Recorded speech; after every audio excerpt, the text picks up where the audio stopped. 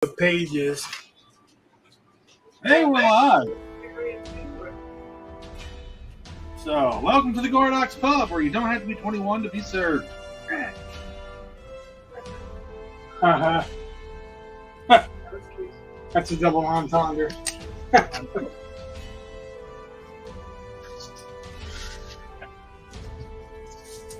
It would be nice if some people would be showing up so that they could hear those clever intros, right?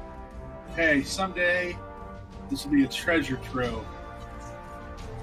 Memeable quotes. Sunday? Yeah, probably it would be a Sunday because we don't stream.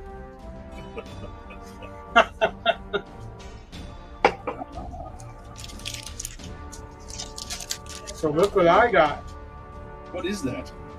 Oh, yeah, by the way, how about we make it big? Oh!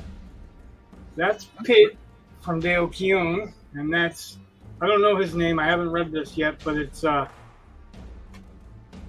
Godlike from John Malin. So it's John Malin's comic book.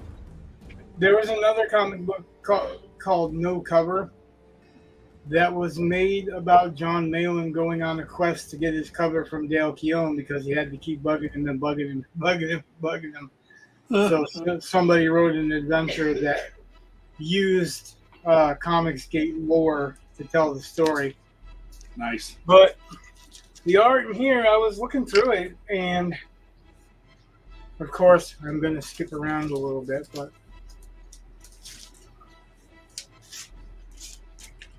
there's never going to be a problem with Dale Keown art, right?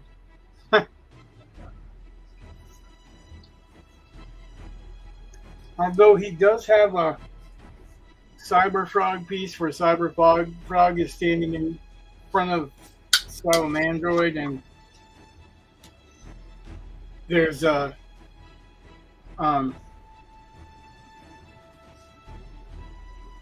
tangent that makes it look like Cyber Frog is wearing a black pirate hat. Yeah. He's not. It's just a space.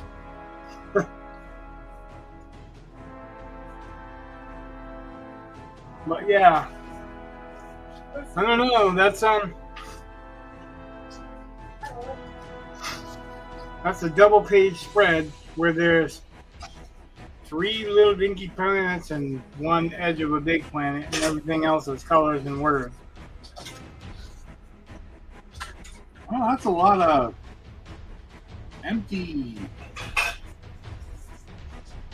Yep. He said he doesn't like to draw buildings. And that's pretty evident. Wow. Even when they're in a building, the background is. Yeah. Yeah, I don't know if what you can see. So It's just kind of big columns. I don't think it's columns. I think it's panels. Okay. But yeah, it's the same thing. It's in between the panels. Kind of looks like columns.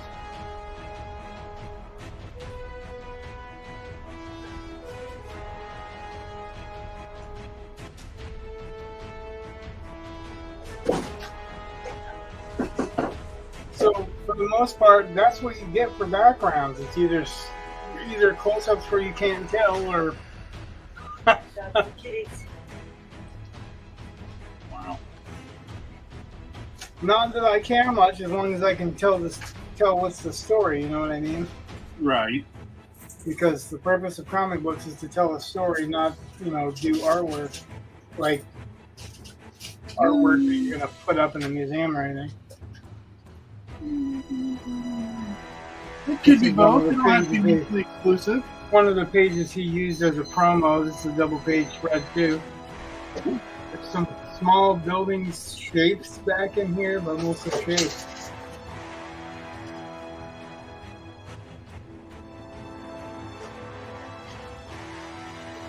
Like, there's another one. Wow. This is the guy that says he doesn't like ink splatter on a picture because it's cheating. Well, that's fucking cheating. A double-page spread. And really, used twice. Word-wise, that's all the words on this whole entire page. So that's an 11 by 17 sheet. It's got two small planets and a part of a semicircle. And then the other one's got this much and a bigger planet than the rest of that semicircle. Again, its only important thing is to tell the story. That's the backgrounds there. It looks like a dude, like a big giant right there, and a cracked monument.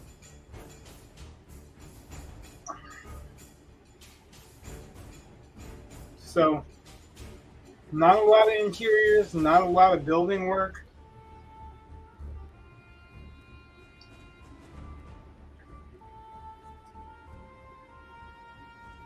Like I said, I don't want to show you too much. Look at this page, right? Ready? All right. Whoa! That's like dark, man. That's like that piece that's up in that, is it a Russian museum or Romanian museum? But it's a black square. Oh, nice. Look. Come on now. Ooh. A full black double page panel, and this one's basically a full black double page panel with one starburst and 2 words.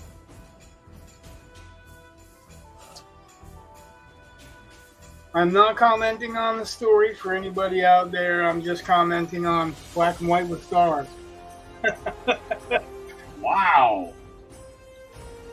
There is 1 word on that page. Double page spread.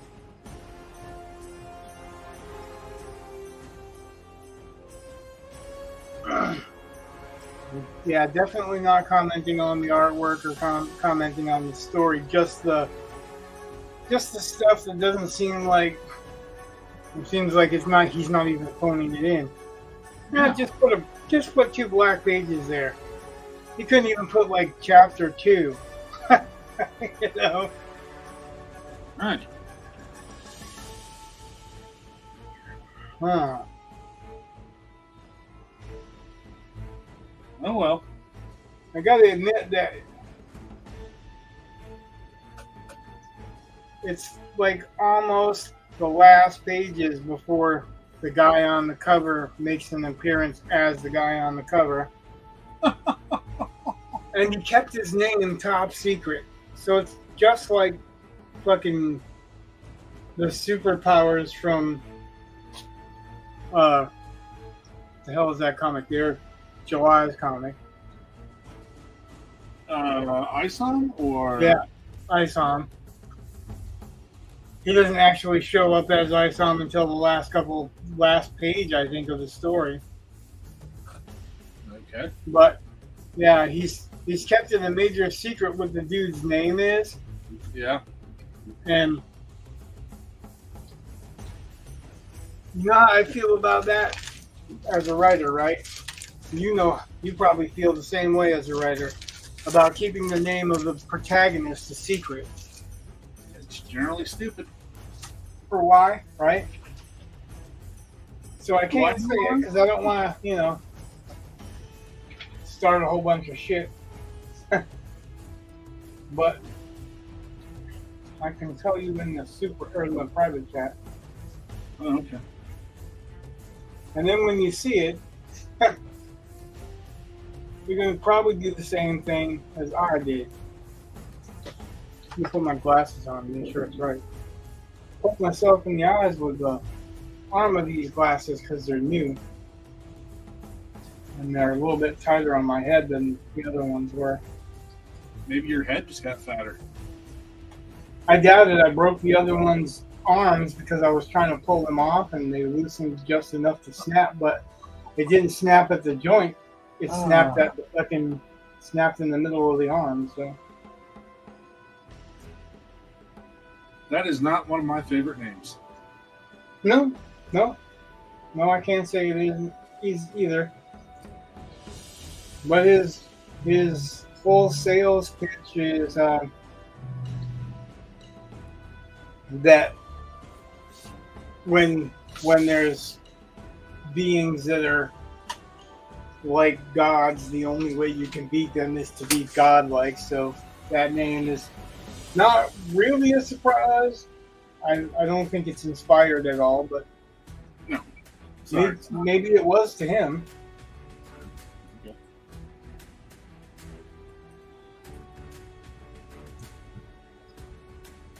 Not for me, though.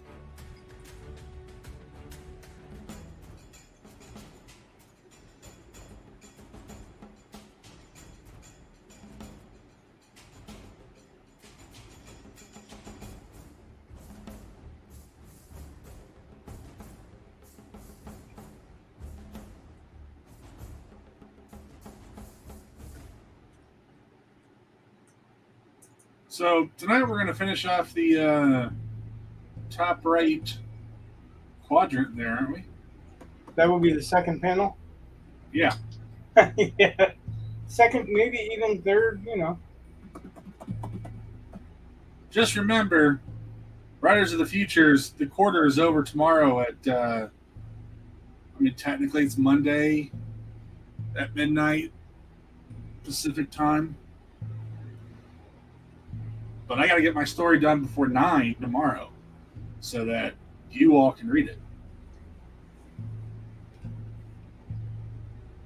Yeah, I'm working on trying to finish the first chapter. Well, I guess it's the second chapter now, but it's reimagined, so it's different.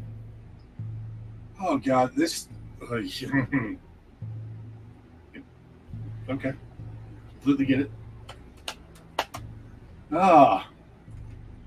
What? Well, I'm on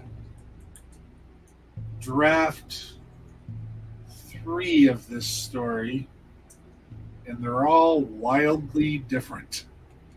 Wildly different. Like, it's not like, oh, I'll go. Like, I just keep restarting this thing. Had one opening. One. It's like, nah, that's not quite right. I don't know. Whatever. It'll be done before midnight tomorrow, bare minimum. But Well, I wish you luck.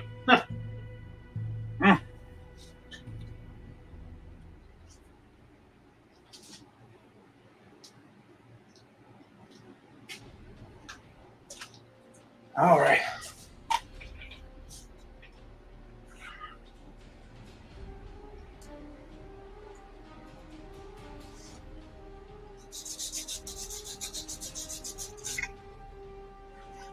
My pencil sharpener.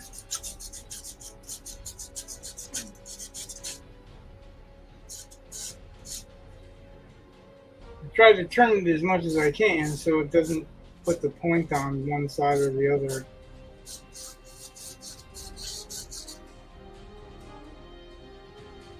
Of course, sometimes it does anyway, but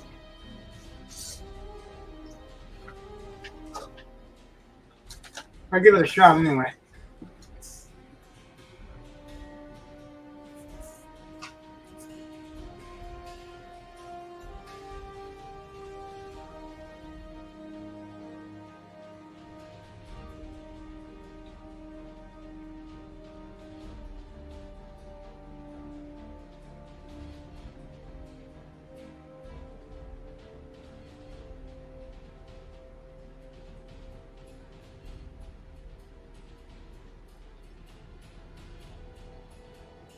so I saw a video today about the Acolyte and about how it supposedly does not break the lore because, it does, but Well, you said supposedly. yeah. Well, basically, it comes down to it's like there have been 2 complaints, one minor and one major. The minor one is that there's a character who's in there that isn't even born yet, or up until that point, the lore had been he was not alive yet. Okay? But that comes from a video game disc after episode 1. So, the video games were never exactly super canon. So, Even canon's not super canon.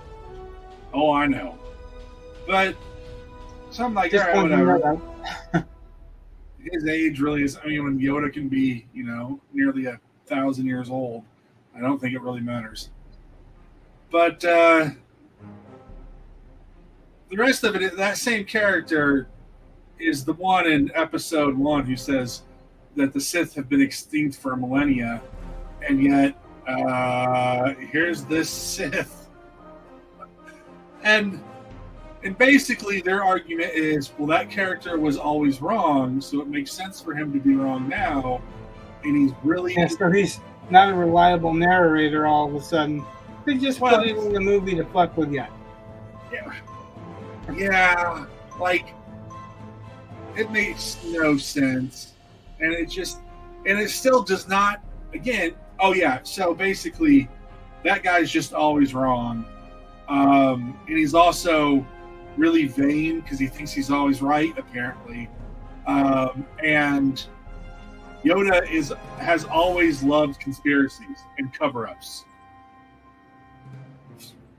What? That's an interesting development. The Jedi have to be just like the best cover-up artists because they're really terrible people and stupid and terrible. Because terrible. Well, let's just say all of that 100% accurate, perfect. It's absolutely Yoda. Just he told Luke that he was the last Jedi, but didn't really tell him about his sister until later, and lied about Vader, and so whatever. He loves his conspiracies. Okay, fine, whatever. Let's grant all of it. So you're telling me for over 100 years, Yoda knew about the Sith being around and thought, you know what? Let's just ignore it. Yeah. And later on, when he feels like something is clouding the Force, he doesn't think, oh, I wonder if that's the Sith. It's so dumb. I just watched episode 4 with Eli yesterday. Yeah? Because that was his first time. He's actually watched some of the sequels in the theater with me. Yeah. And I was amazed that he sat through them, but he did. But I'm watching it and I'm like, I never watched it to be critical before. Yeah. And I wasn't trying to, but it's got flaws. Man, a smuggler that doesn't think of his own smuggling compartments. Yeah. There's a lot of things that are flawed in it, pretty much all along the line. And George Lucas was right. Princess Leia is the hero. Everybody else shows up, but Princess Leia, she's the one that kicks the ass. She's the one that can shoot straight. Luke kills 3 stormtroopers on his first time when he's going into the detention vault. Not stormtroopers, soldiers, whatever. And he has no remorse on killing them whatsoever. When he has to swing across that bridge, he can't hit a stormtrooper. It's like Schrodinger's thing. Yeah. 2 stormtroopers trying to hit each other. And then Leia grabs it and then whop whop hits like a stormtrooper. But yeah, the list of people that are incompetent to Leia's,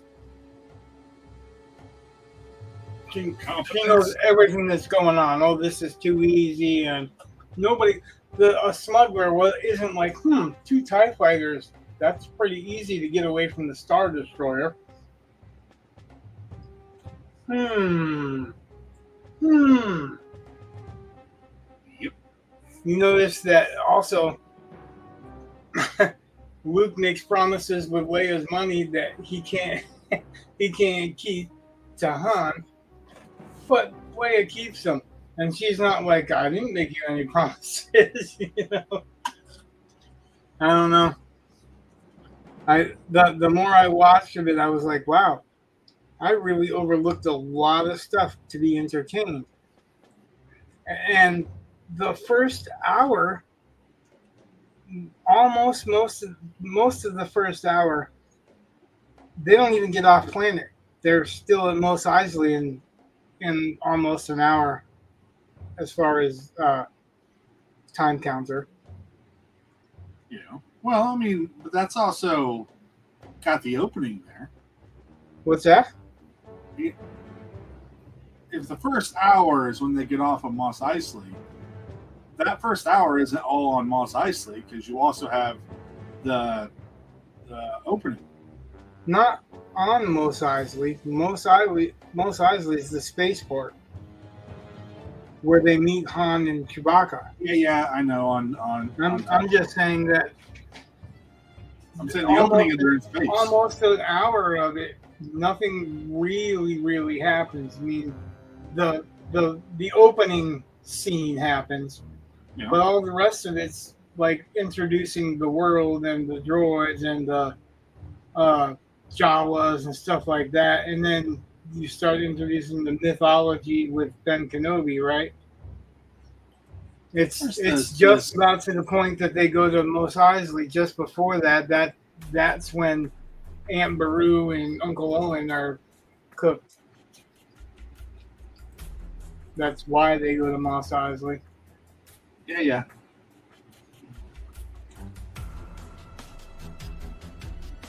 But there's the sand people. Yeah, one of them goes, and that's it. They kind of start to pick the speeder apart. I mean, there's not. I'm not saying that nothing is implied. I'm just saying there's not a lot that happens actually.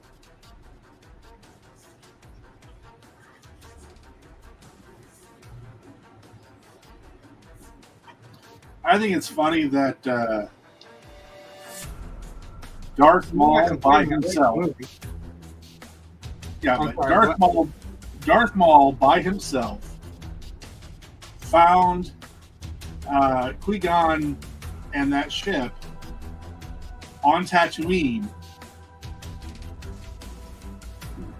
when there's no real reason. I mean, he doesn't really know where to look, but he finds them anyway.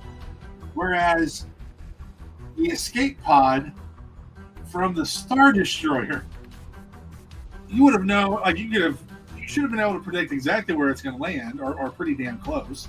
And so then there's only a certain radius that the droids could have gone. Like it took the Empire longer to find the droids on Tatooine than it did for Darth Maul to find Qui-Gon. I'm just saying. Well, he could sense him through the Force, though. All the lore that I'm going through right now, because I'm also listening to the Timothy Zahn Thrawn trilogy, the last book. They do a lot of sensing each other through the Force. Darth Vader did, that's another thing. Like, how come Darth Vader sensed? He senses Obi-Wan, and he's like, that's a presence since I haven't felt since. And then he just leaves it at that. But there's no anger in his voice after fucking Obi-Wan's supposed to let him burn to death and shit. Yeah. I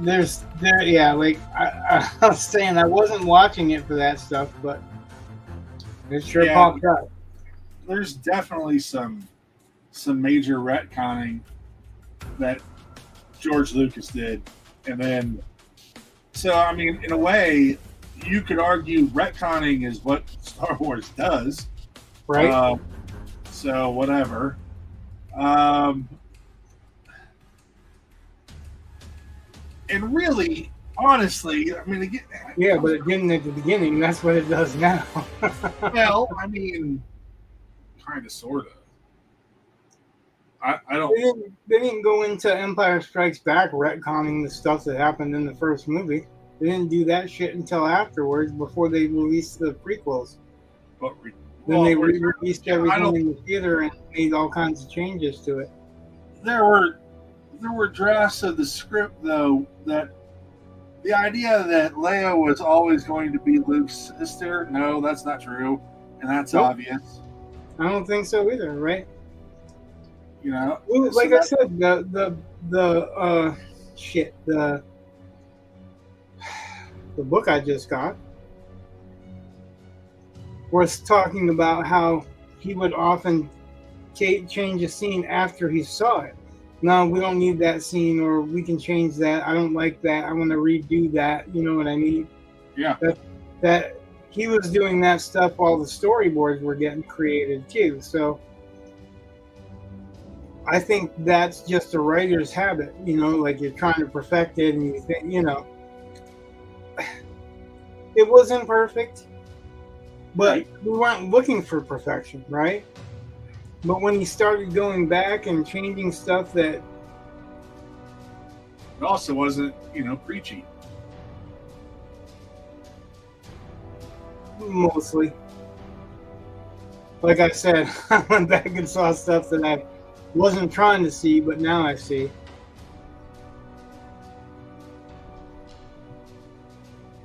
But again, I still like the movie. I don't stop liking Star Wars movies until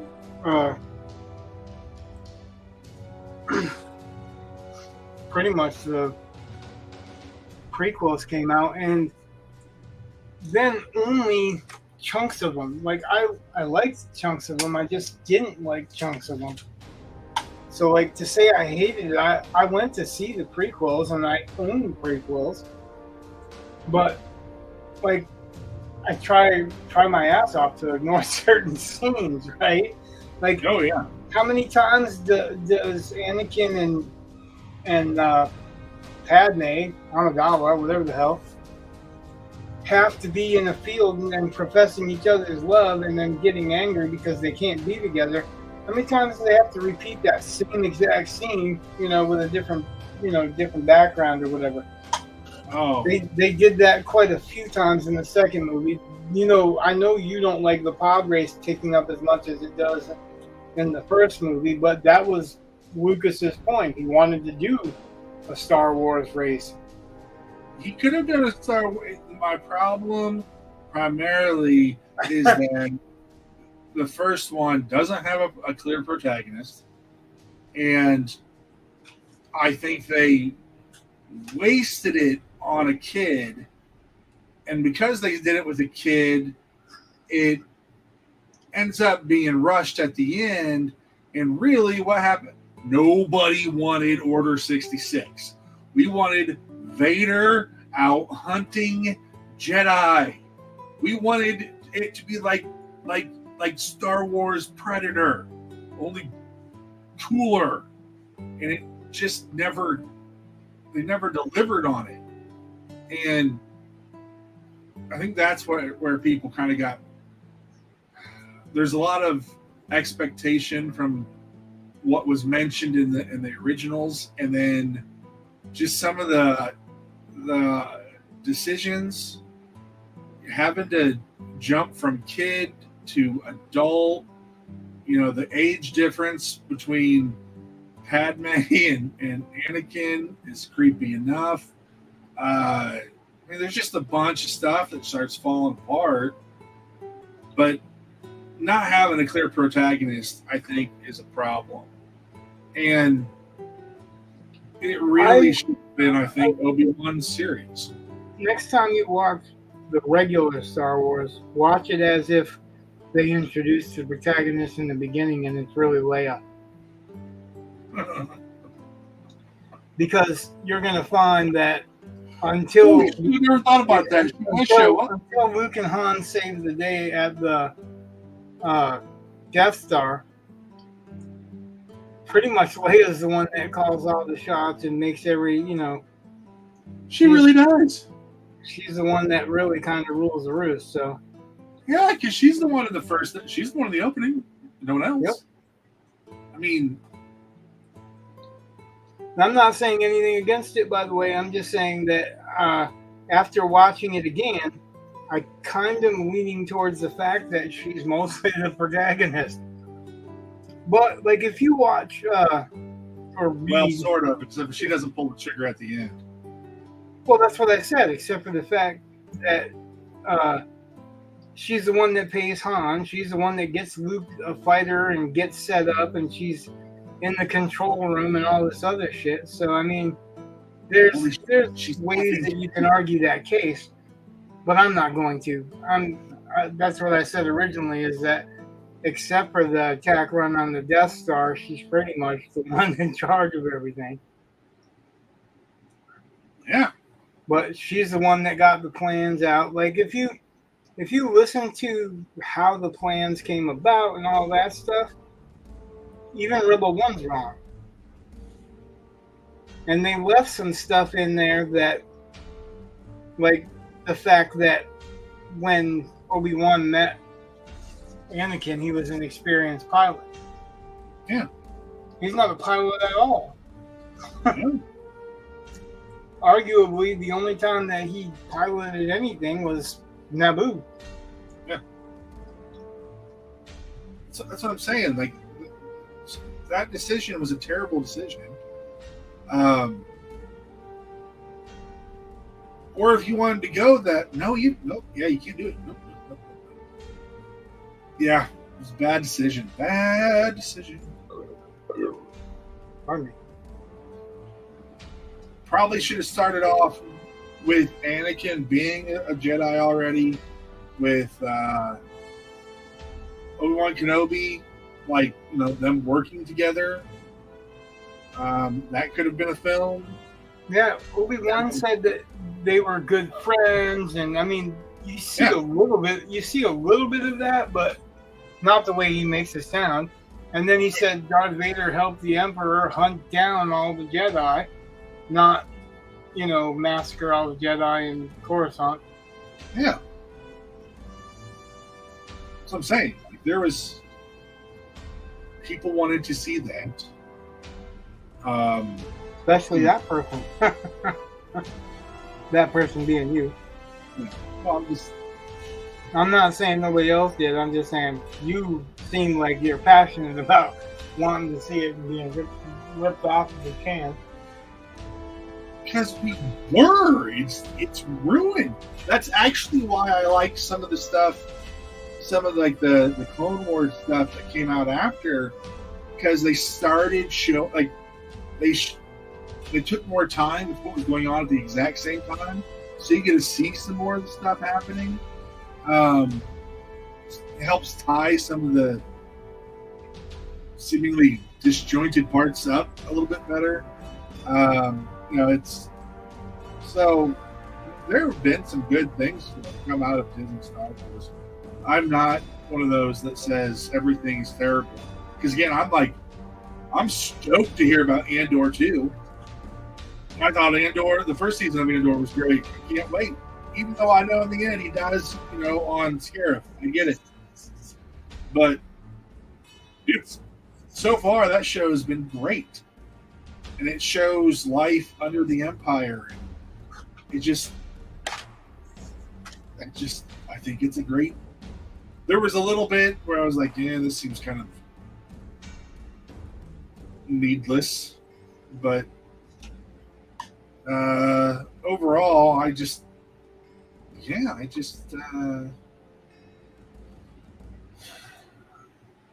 think the Acolyte was just poorly written, and it's been, I don't really care if they change lore too much. Well, I guess that's not true. I've invested in this for 50 years, but I don't care if they change it. If you except for the changes that I want done. Right.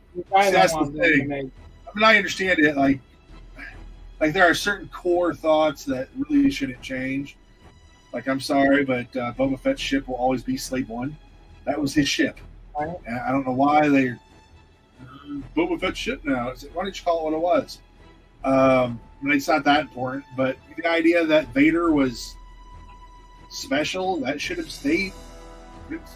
The I don't know. and why can't I remember this? The people that drew the things for the movie, what's that? Animators? No, the movie storyboard. Storyboarders. The storyboarders. Yeah. We're talking about that they hated the term AT-ATs, Got it. so they called them snow walkers. Oh yeah. Yeah, and one of them was talking about how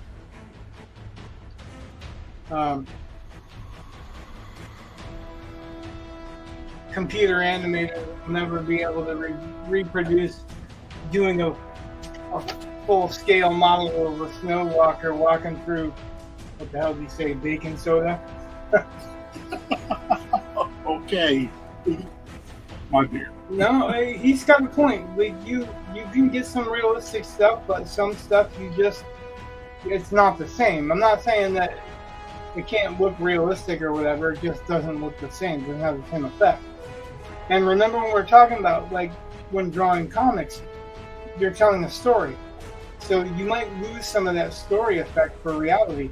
Like what they tried to do with Transformers. They show every moving part. And they show the cost of them showing every moving part is that the viewer gets a headache. They get a problem. They have a disconnect because when we look at something in real life that's been filmed, it has borders. There's motion that covers up part of that reality, even though it's there. You don't see it while it's in motion because the motion, changes the view of it. So that's kind of, I believe, what he's talking about. But I just found it interesting to have them say it that way.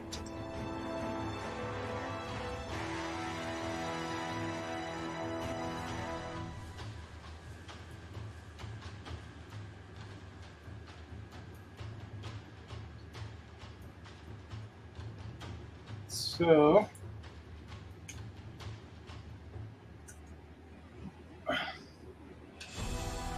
we are now talking about the debate. Never watched it. So I don't know. Huh? I didn't watch it. I mean, Oh, I went back and watched it. no. Yeah, it at one point descended to them arguing over who had the best golf handicap. I just Joe was talking about him having the best golf handicap, and and Trump starts laughing at him on stage, and he's like, "That's the biggest lie of all." like all the shit that's going on, and you're gonna talk about golf handicaps. Yeah, that's important. well, I saw some of the headlines about Democrats panic and all these Democrats wanting to change candidates and okay, but they've been saying for a while that Joe was fine. He was fine. He's great. He's so smart, on the ball.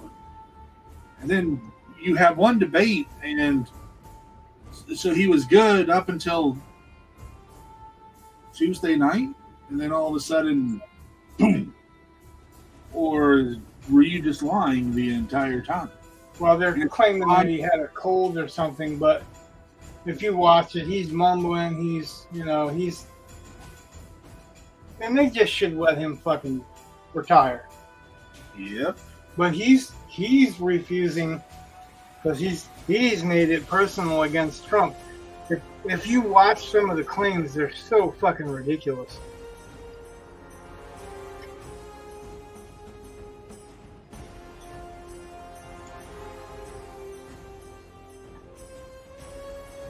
Yeah, when I said we're not talking about the debate, I was like, yeah, that's probably our best thing, because it again polarized people, and people that are gonna vote for Biden are gonna vote for Biden no matter how dumb he looked, and people in other countries are all like, how can you vote for him? You know, like, yeah. He brings up Trump is a felon. Like, the only felon on this stage is the guy I'm standing next to. Like, wonder where he's a fucking felon. Because Trump said ahead of time already that you've been using the justice system against your political opponent, and then he's gonna come back with you're a felon. Yeah. That's almost a moot argument, right? It's like, huh? A little bit. That's kind of like proving the point. Right. Nothing like making Trump's point for him. Yeah. Well, that was something where I thought it was funny because Biden's campaign made an ad listing all the things they say that Trump is going to do. And a lot of conservatives are going, well, I said I was going to vote for him already. You don't have to sell me. Right. That in, like, what I heard from the debate is him accusing Trump of a lot of the shit that he's doing. He's convinced that, get this, he's convinced that he has done more for cops than Trump did. No. And the cops are not going to vote for Trump. They're not going to vote for him. They're going to vote for Joe. And I'm like, really? Because I've heard the cops organizations saying that they're voting for Trump. Like, do you not listen to them guys, or it just doesn't matter what they say, you know? And then him saying that he cares more about the troops than Trump does, and like, your behavior with the troops in the White House doesn't show that, you know? No. Trump actually turned to him in a couple of points and said, you can't let these people do this. To, you know, like, talking about borders and bargaining policies and all this other stuff. He's like, you can't let them do that. Like, why are you letting them do that to us? And what really cracked me up is that a lot of the stuff that I know conservatives are saying, he just came right out and said. He didn't beat around the bush. He said it to him. Why are you doing this? Why would you let that happen? He's like, I wouldn't even be running. I'd be on a beach somewhere playing golf. That's what the golf came up with. If you were competent. Like, wow. And Joe turned that into my golf score is better. I'm like, really? Like, the point wasn't that his golf score was better. The point was that he wouldn't be fucking with you. He'd be playing golf. Yeah.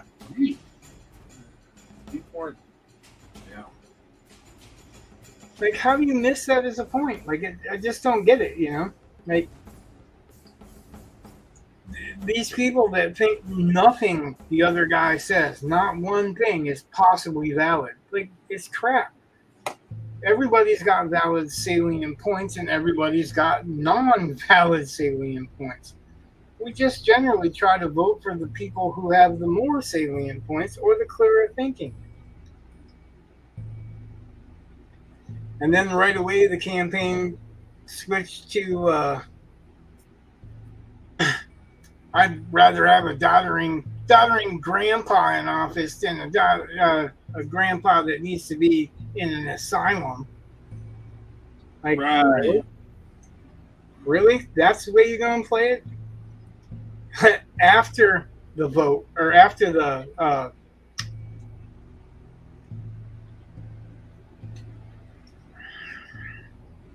debate, CNN held a poll. Of the people that watched the debate, 67% chose Trump as the winner and who they were going to vote for. I just don't. I mean, I don't think. As funny as this sounds, because I don't know if you're going to sway anyone with that debate, though. Like, No, I don't think it was meant to. you know, and they still say, Or it was meant to sway people away from Trump, but it only Right. strengthened their opinions, just like the whole fucking prosecution thing. Only strengthened their resolve to vote for Trump. Yeah.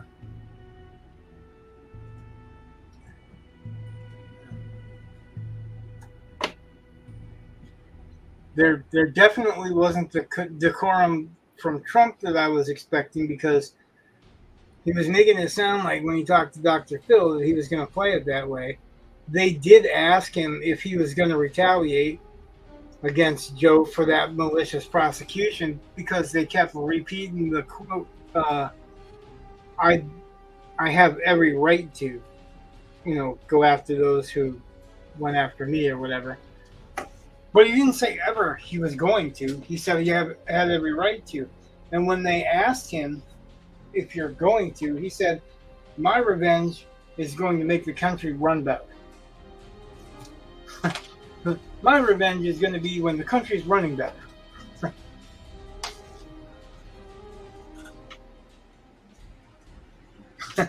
He did say, like when he called him a felon, Trump was all like, yep, so is Hunter. And he's like, yep, Hunter's a felon, and he's going to be tried for some more stuff too. Not for all the shit, because you let the fucking statute of limitations run out.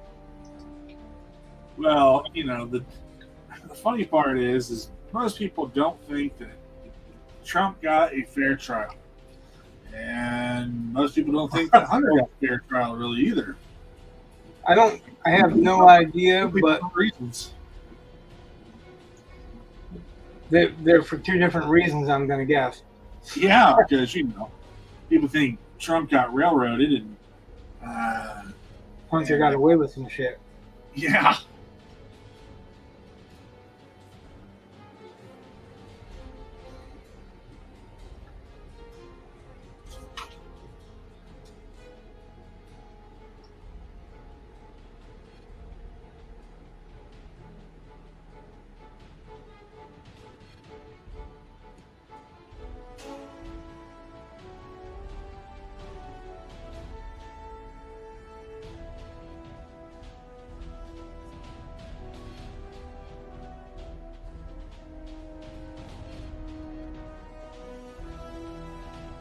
Well,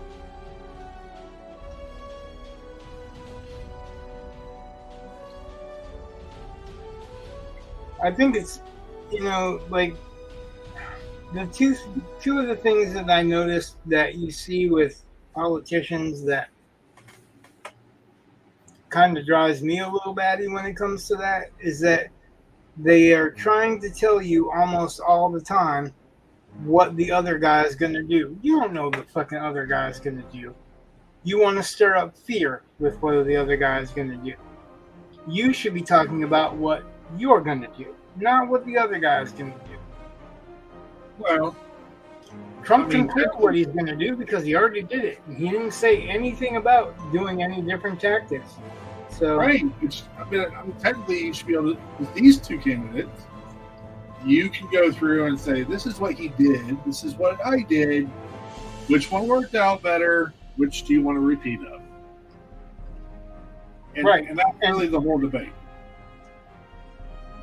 If you watch all the claims that fucking all the claims that Biden made, it's like, what? Did you really just say that? Like, I was just dumbfounded with how many times he claimed shit that you damn well Trump did. Just, yep. In office, Trump didn't do shit. He didn't do anything. He played golf. That's it. If only that's all Joe had done. No, not Joe. No, I'm saying if that's all he had done, it would have been better. Well, did I say Biden? I thought I said Trump. Because he made it out to sound like Trump did. That's all Trump did. I just wish that's all Joe had done. Yeah, right. Then That's actually that's funny that you said that because that's something that Trump said too. He was like, I gave this to you I gave you everything that's working. All you had to do is just leave it the fuck alone. Yeah. Yeah. Well, no. No. That was the whole point, right? They weren't trying to leave it the fuck alone. They were trying to undo all that shit. Yeah. Joe's all like, he's trying to leave UN, trying to leave the UN or whatever, and he's all like, yeah, because we were paying everything and the UN was paying nothing. Yeah, and half the shit's against us. So it's like, why are we paying our enemies? Oh yeah, he was talking about how much the US is paying for stuff that we're getting nothing out of, like that whole climate summit.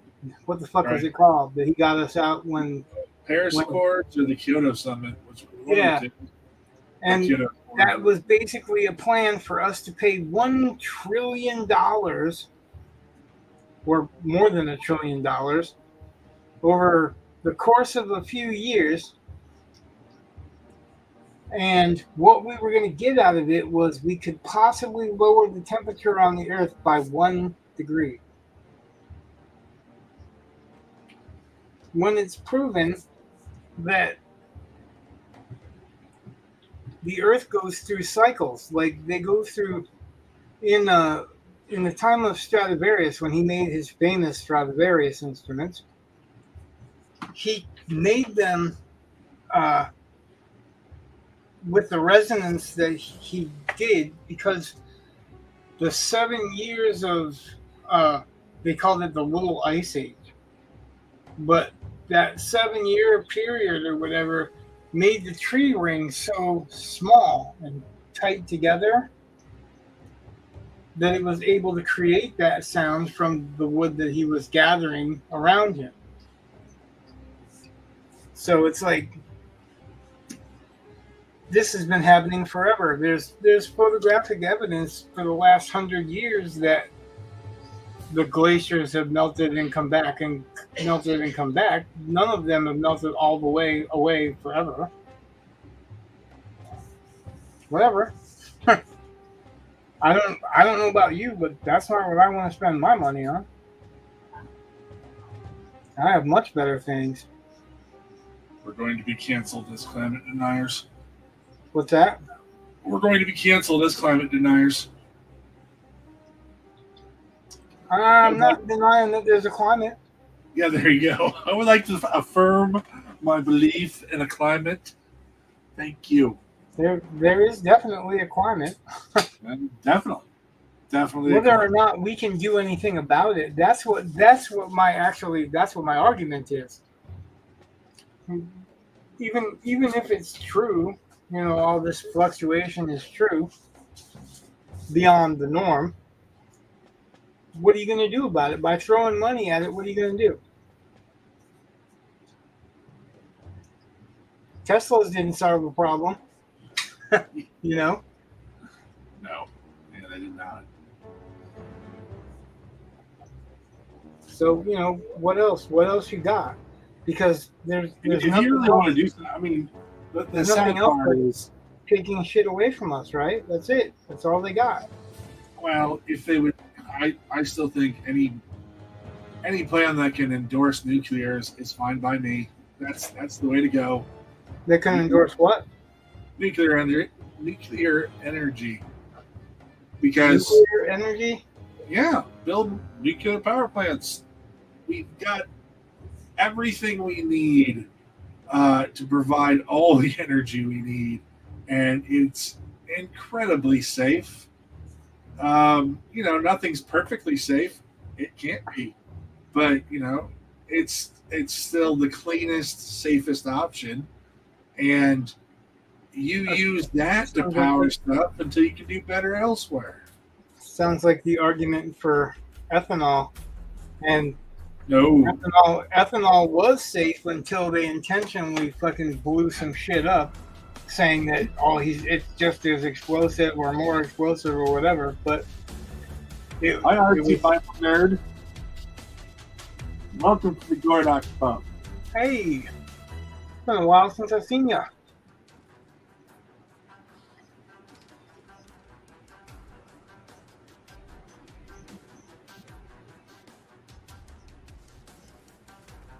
We need a buzzer. A what? A buzzer. We need a buzzer? A buzzer? Yeah. Buzzer. I was thinking you were like No.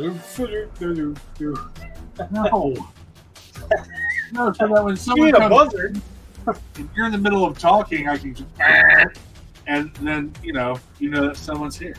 Give me a heart attack Oh, okay. That sounds on screen. Yeah, buzzer. Right? Going around. It's all all frustrating. I was at I think it was the mall, Runbrook Mall. I think had a pet store in it when I was a teenager, and I was there with a woman who would eventually be my wife, and the guy had a parrot on his shoulder, I think, and he was covered in acne, and it was like eating his acne. Wow, parrots can get acne? No, the parrot was eating the guy's acne. I'm sorry, I had to, because I'm not looking at you, so I was just hearing he had a parrot on his shoulder and he was covered in acne. Wow, that's a pizza eating parrot. Yeah, that's pretty gross. Yeah, that kind of sight sticks with you. I'm just like, how does he not feel it? He's got to feel it. So yeah.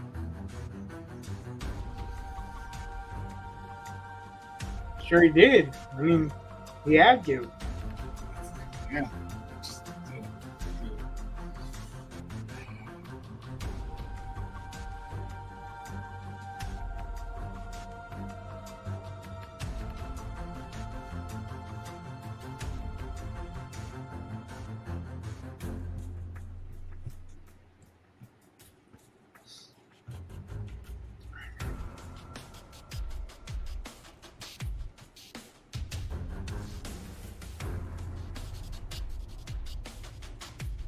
Archie Bible Nerd would like to know, what are we working on? Same thing we work on every day, Pinky. Taking over the world. Oh. So, you want to tell him? I think the last time he stopped in, we were on a different comic project. Oh, because we hadn't come up with this one. So this is what is this, page 3? Yep. Page 3, panel 2 of our graphic novel Mastiff.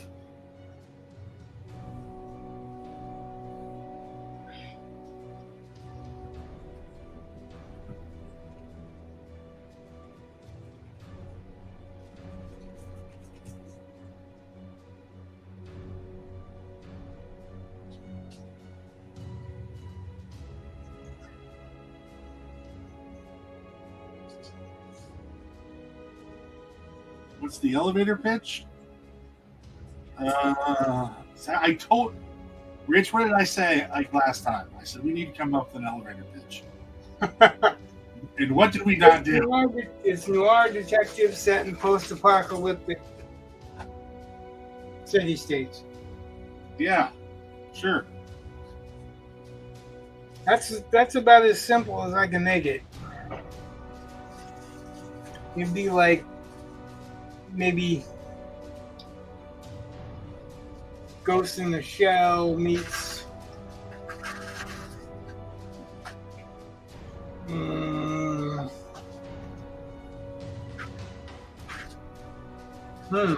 help me out here. I don't know. Well, I'm trying to think because it's a detective story really at heart. Yeah. Kind of, but it's a detective story that's definitely sci-fi fantasy, a post-apocalyptic generated. Without that time period, without the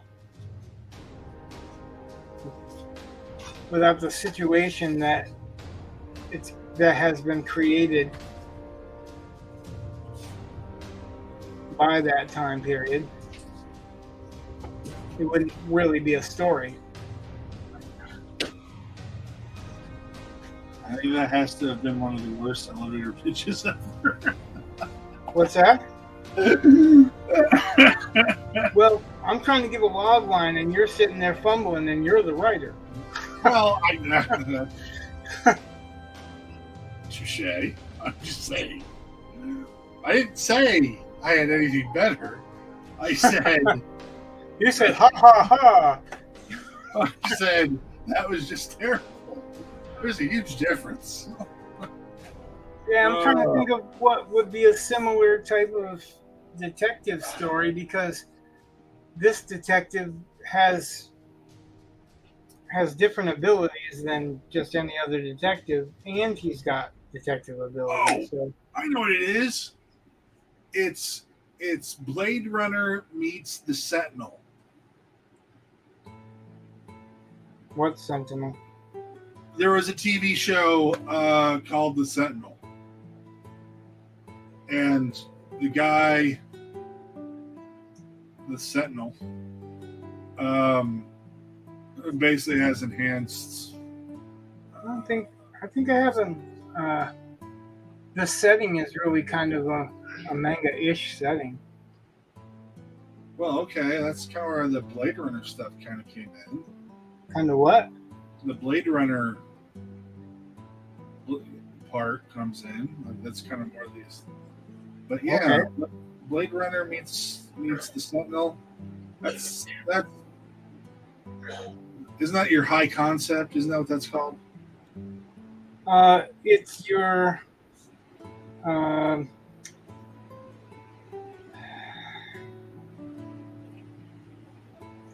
shit. Just give me a second. There is a particular term for that. Yeah, I thought it was high concept. It's a log line. That's a log line? Yeah, a log line is taking two existing movies to describe your concept, so that the Hollywood executive has an idea of how to sell that concept. Okay. An elevator pitch is you've got a couple of minutes in an elevator to sell a novel idea. Right. So it's basically a synopsis. But it's a short synopsis. As opposed to long synopsises that we all love.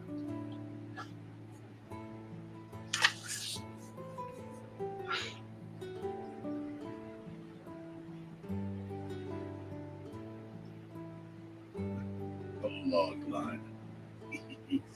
Log.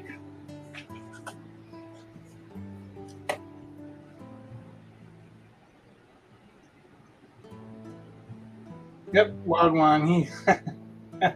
He came up with it just about the time I did. I probably didn't look over, so.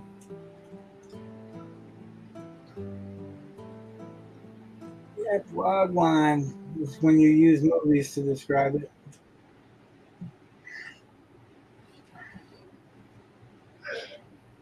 And there's a little bit of the mist in there too, really. Of the.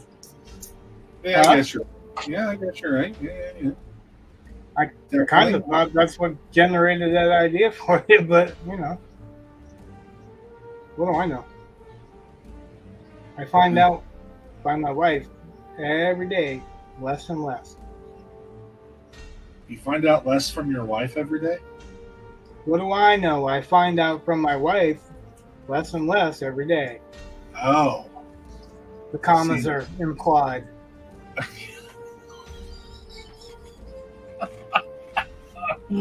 Ah.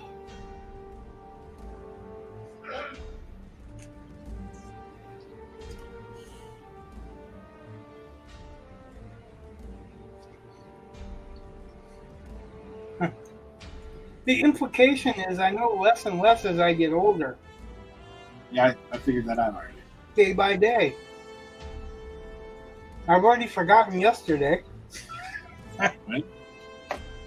Who are you? That's why I have friends. I think.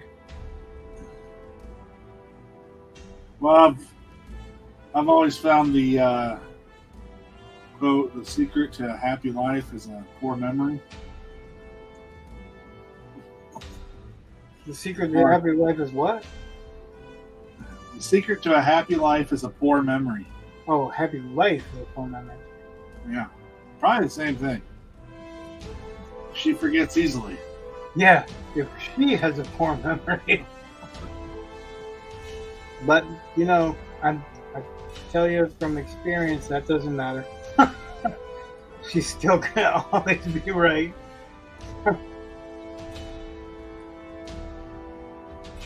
I ever told you the story about my grandmother's favorite Christmas? Probably not. Well, she was getting up in age. And, like, I was an adult, you know. I don't think Whit was born yet, but it was this Christmas, and my brother got her 2 presents. Oh, yeah. But go on, because RT Bible Nerd hasn't heard it. So it's like, she opens up one, and it's like crossword puzzles, and she's like, oh, thank you. And then she opens up the next one, and it's slippers, and she's like, oh, thank you. And then she looks back, oh, you got me crossword. I mean, for an hour, she would just back and forth because she would forget between each one. It was incredibly cute and also incredibly sad. So, Artsy Bible Nerd said, like 2 minutes ago during my story, sorry. When 50 years you become, remember as much as you will not. When what? When 50 years you become, remember as much as you will not. That is what he wrote. Should I tell him? That was 2 years ago.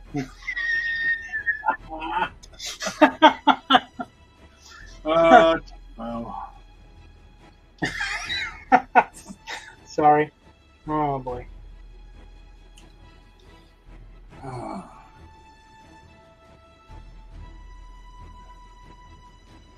We're all just having fun. Hopefully. Hey, I'm the young guy. I'll take it. Oh, yeah.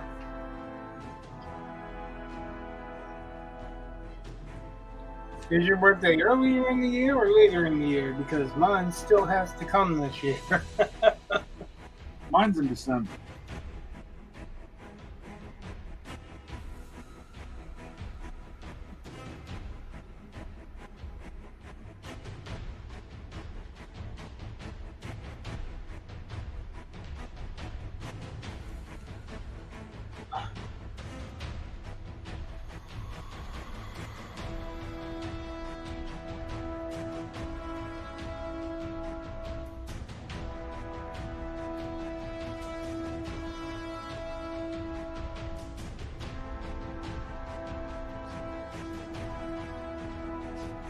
Oh yeah, I may have more breaks tonight because there's no one for me to text. Bring me a beverage. Oh, so you're really in my boat, but younger. Well, I only do that when I'm doing this. I mean, if a child's going there or something, I might ask them, but at the same time, you know, my boys will ask me to get them drinks and stuff. I think it goes both ways. What goes both ways? Just the, go get me a drink type thing, or here, take my dishes out, or that kind of thing.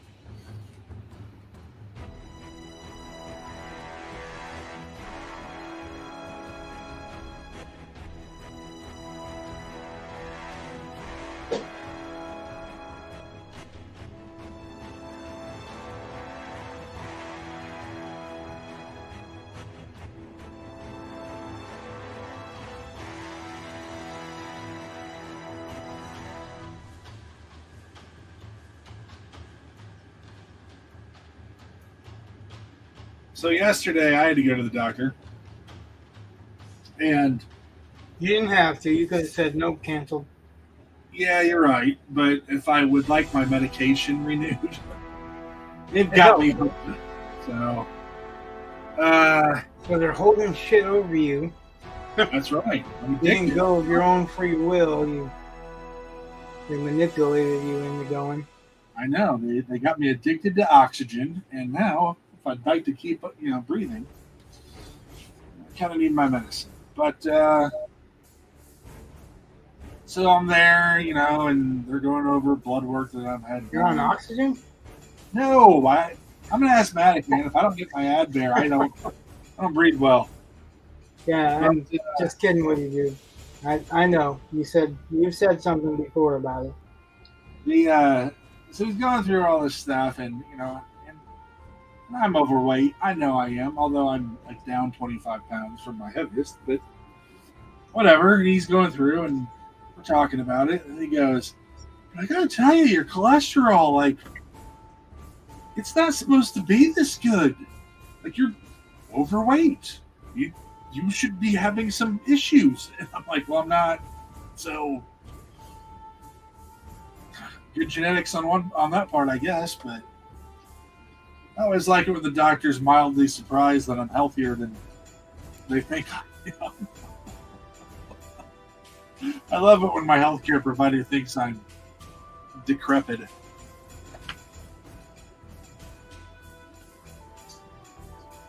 Oh no, I am not going to be. No. Nope.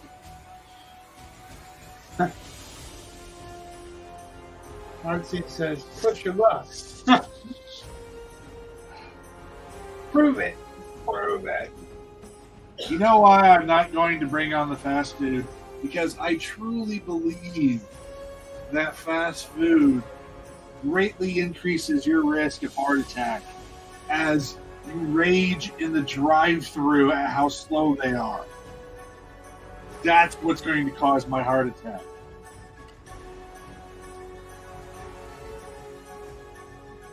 So, I can cook better. My wife can cook better. My older boy can cook better. My younger boy's getting pretty good. He made some hamburgers the other night, and I was like, "Dear God, these are good."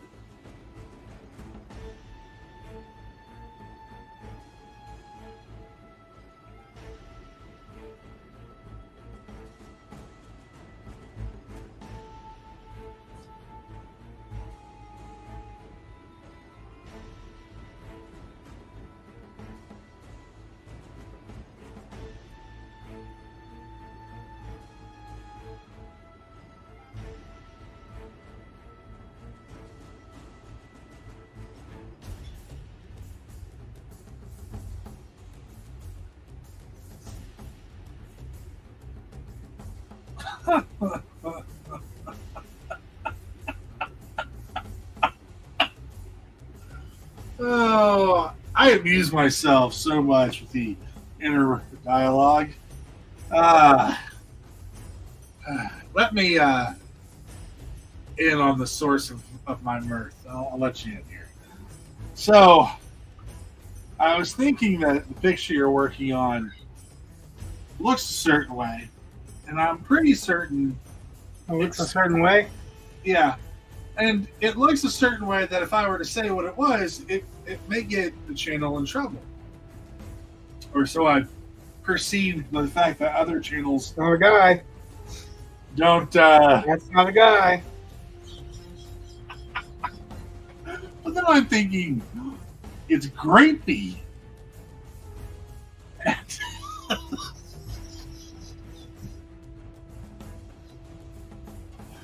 It just makes You've me been chuckle. watching Disney too long. So I didn't say more. Oh, there's a skit you can find on YouTube. Oh, and it was on national television, and it's this ad campaign for this grape soda, and it is so terrible. Oh, it's terrible.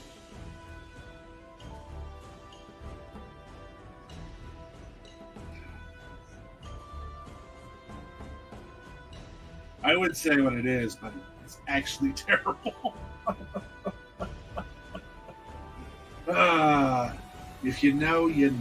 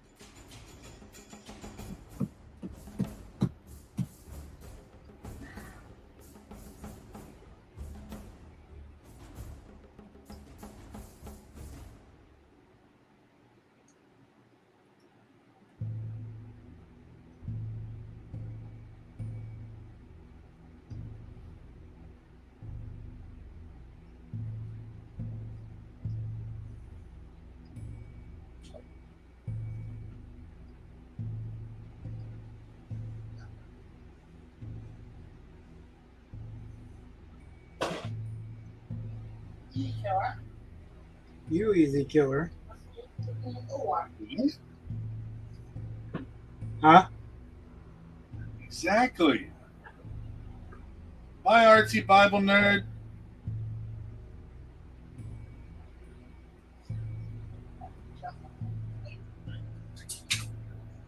Still me. Let me hi back. Hi, You Eli. want to say hi to Brad? Hey back. Howdy. Okay, hear me again. Do I tell me? He can hear you. You just got to come over closer. Hi back. Hi, Eli. Yeah, yeah, that all. You know, we're gonna more. Thank God. Like, more. Thank God. No more. Thank God. Day. No more. Net year. Day has a net year. Before. What? Next year? Net year has to all about more. Monday. Next month. You go back next month for summer school.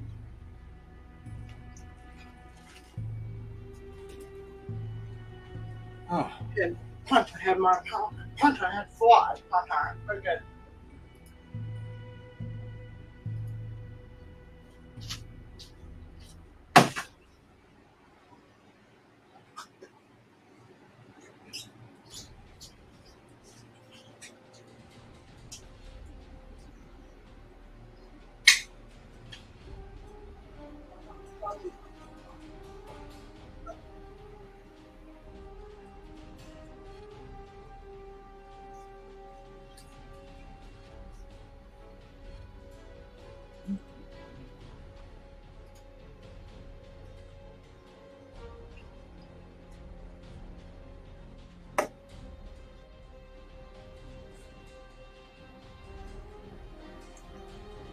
Oh.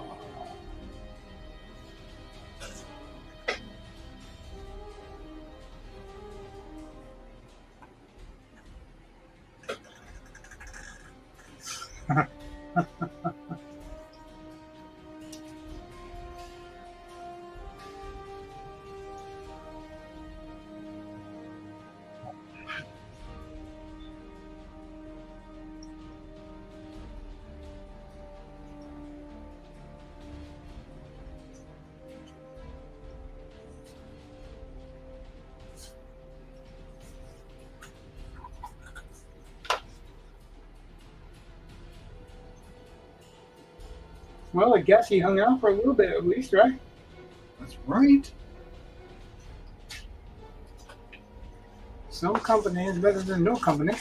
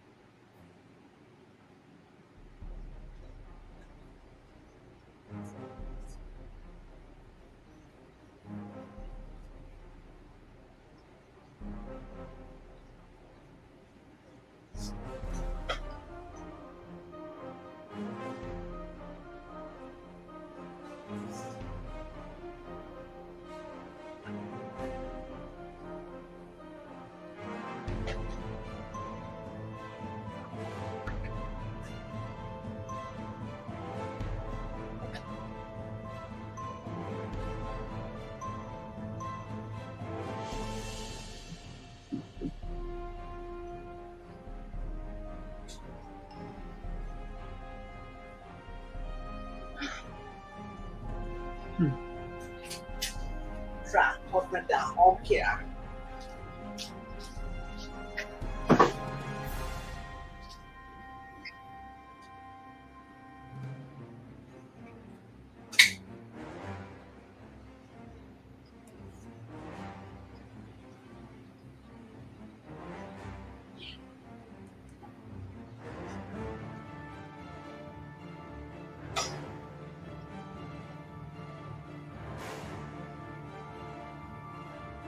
เ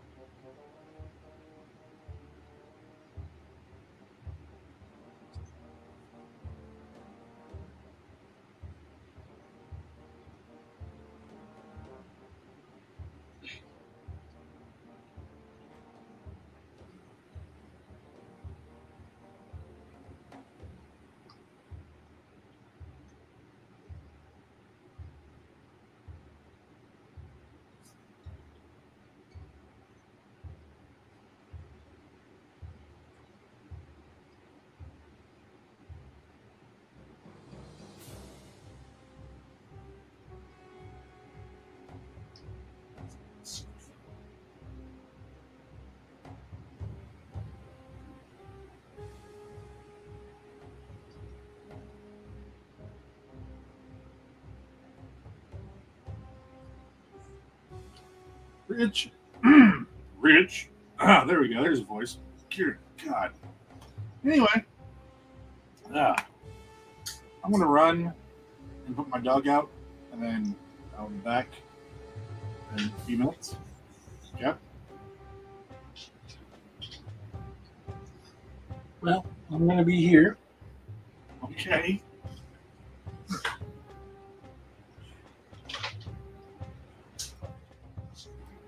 I'm going to enlarge your screen and then mute my mic, and I'll be back in a few.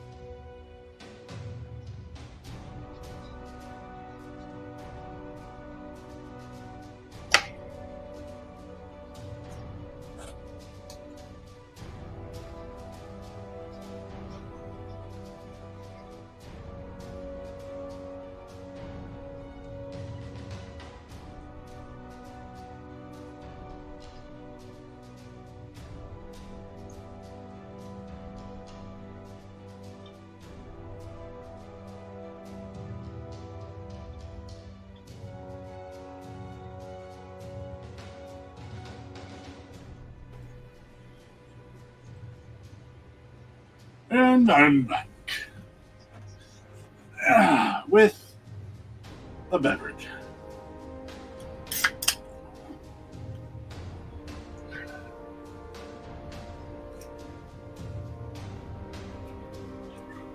I think the dog is taking advantage of my kindness. As dogs are wont to do. Well, she knows she normally gets a treat whenever she comes in, at least if I'm letting her. But she ran out today. And I didn't feel like going and getting more, so I've been giving her half a slice of American cheese. And I think that's increased her desire to go outside. Or more likely her desire to come back inside. Yes, I'm talking about you, girl. You're all guilty.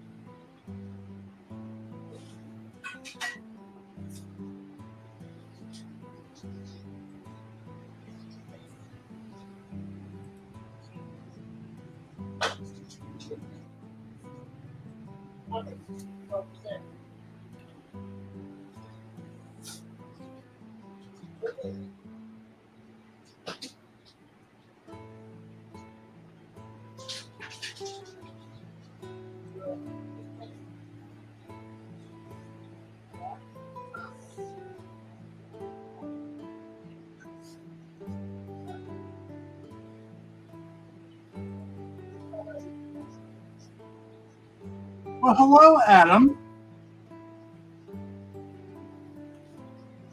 Welcome once again to the Gordox Pub.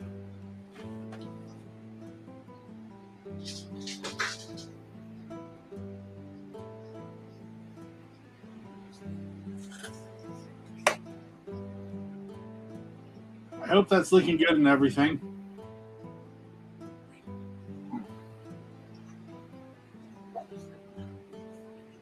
Oh, terrifying. Okay. Okay, I can see how that works. Good. Slight typo. That's all. I was just trying to guess, and I guessed wildly off. So.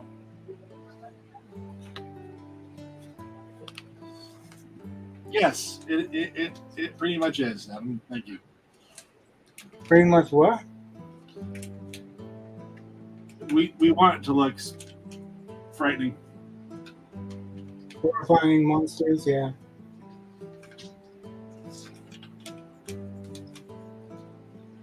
That's the idea.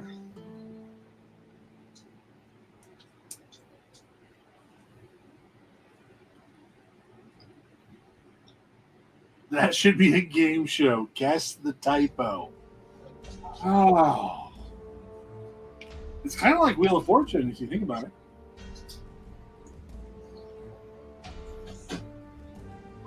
It's like Wordle and Wheel of Fortune combined. There, that's the log line.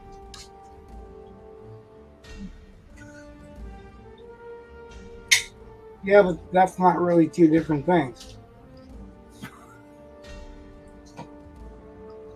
Except for that you don't win money on Wordle. We'll call it. It could be argued that you don't win money on Wheel of Fortune either. Oh.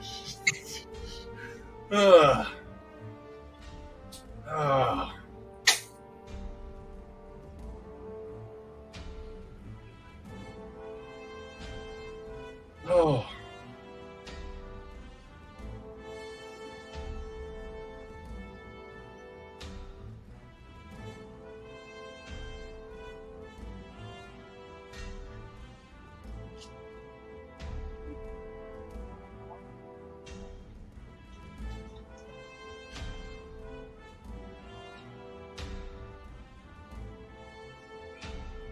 Adam wants to know how your week was.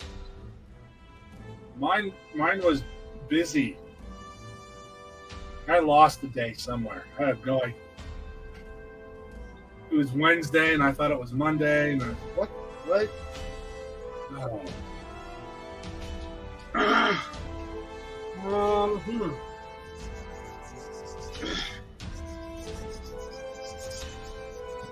It changes ups and downs. Like tonight is pretty much thunderstorming. Oh, yeah?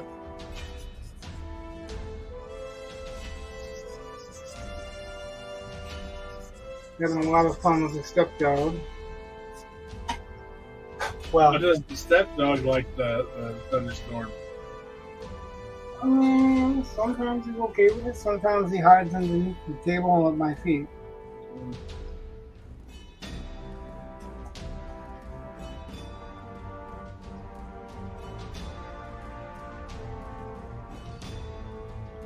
I don't know if that's a very good answer, but Yeah, well, it's what I got. what kind of dog is it? It is a Labraquita. He is a Labraquita.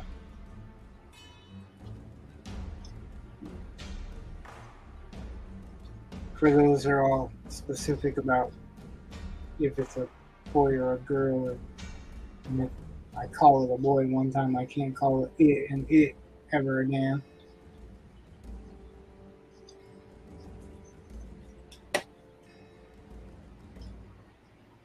Because there are those.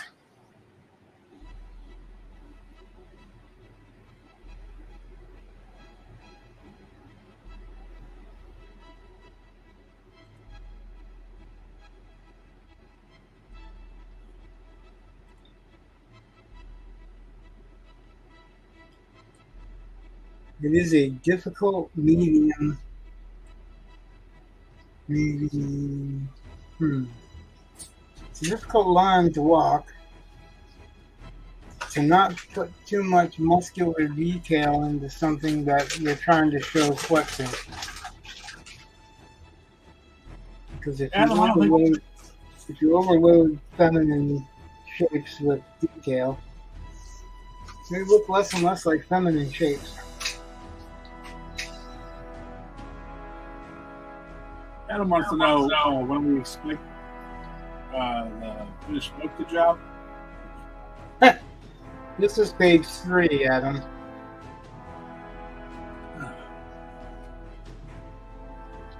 And part of this is about the experience, so Yes, we can't skip things. we're not even talking about setting up a crowdfunding yet until we've got something solid to go with. We haven't even talked to anybody about printing the book yet, but I'm enjoying drawing the book, and I'm sure Brett's enjoying writing it, because if not, we wouldn't be. Long story short, right? Pretty much. Adam, it'll probably end up being, you said, around 60 pages, right? Well, that's the basic plan. We're a couple of writers, so we know that 60 pages, when edited down, may not be 60 pages. We may end up having to add some, or we may end up taking some away. It's like when we first started the panels on these pages, the layouts for more panels than I've actually used. Well, I don't know. I think it maybe it's come around, right? Yep. I'm just setting the panels up differently than what I originally planned.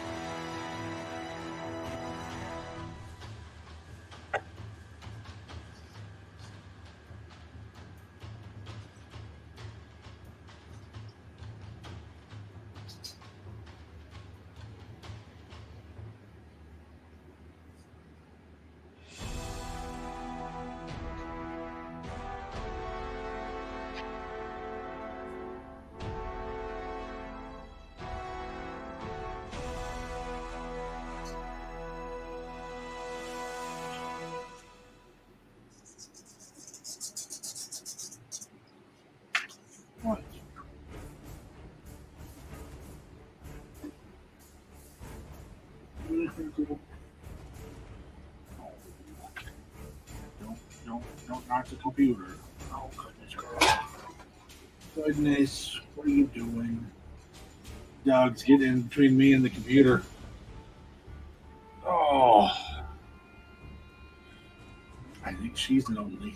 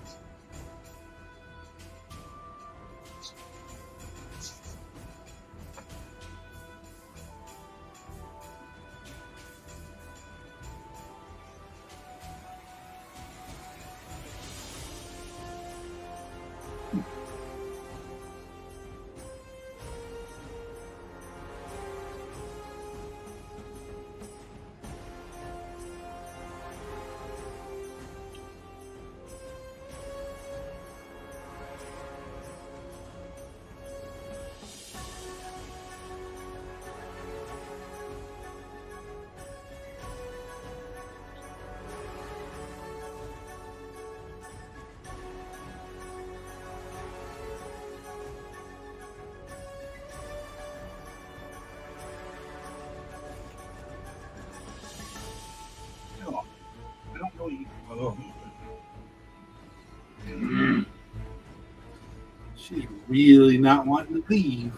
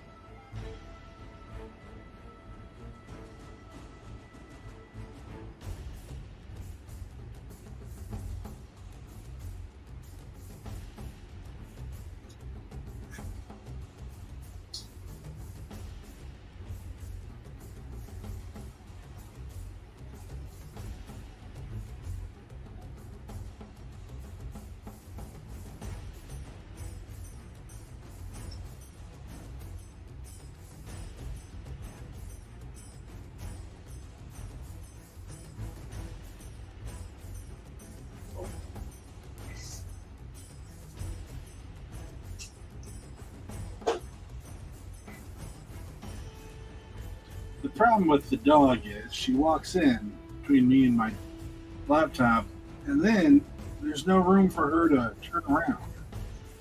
And you know, most dogs don't really like walking backwards.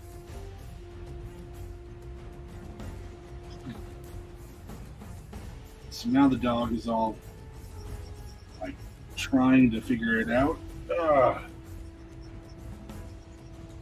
Or she's just comfy.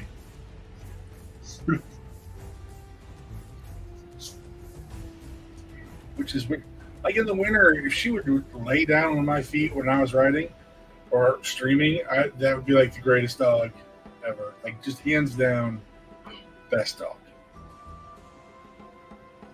I mean, I'd still say she's in the running, but we have. I mean, hands down, best foot warmer. Well, yeah.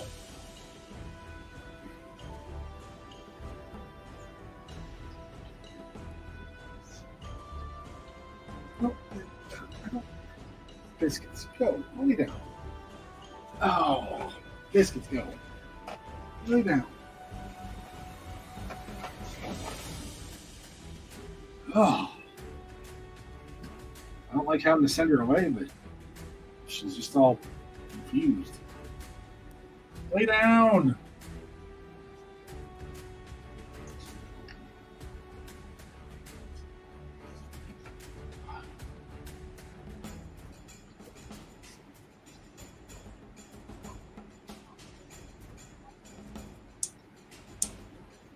I don't think she likes it that people are gone.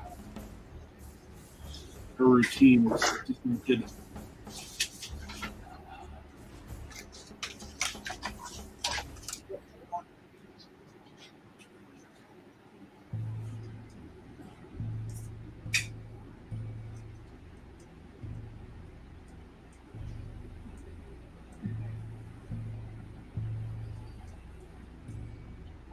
I have a pit bull. Well, I mean, she's a shelter dog, so I think she's technically listed as mixed. They tend to be easier to adopt because of insurance that way. Okay, pit bulls got a bad rap, even though they're like the greatest dogs ever. Homegrown. Yeah. I mean, she's protective, she's loving, she's a big sweetie.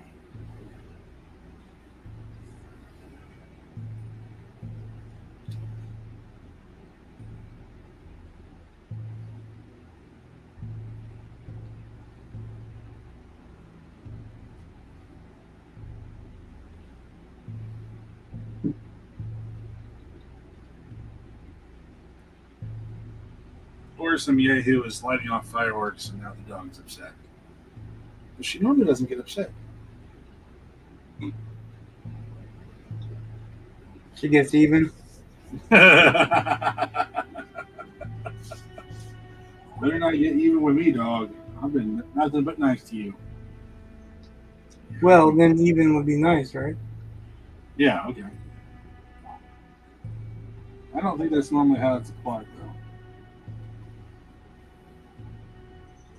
Well, yeah, because you're saying you don't get mad, you get even.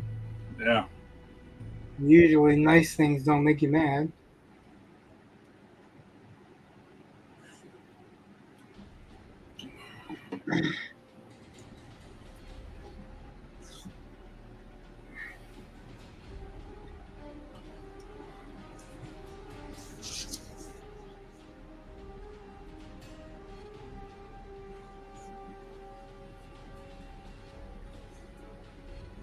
No, like there will be consequences. Like it's never a good thing. Yeah, right. Because consequences are the opposite of rewards, right? I guess. But it seems like, it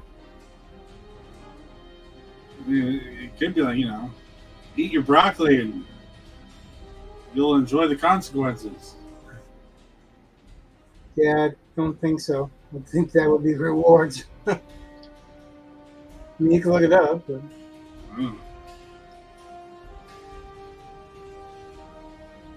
I think consequences is the antonym of rewards. But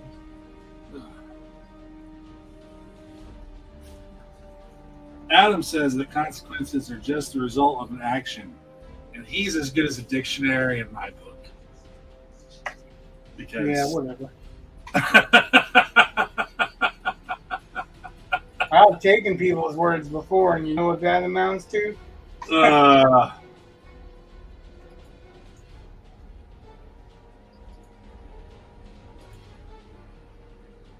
Wow.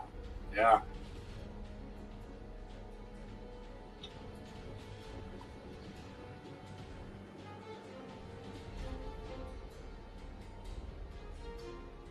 It says results are outcome. What? Reaction.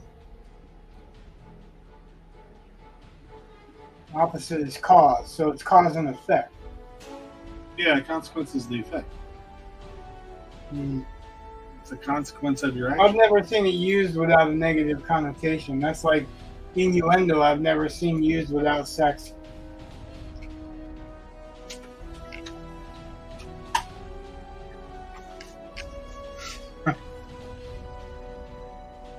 Doesn't mean it can't be.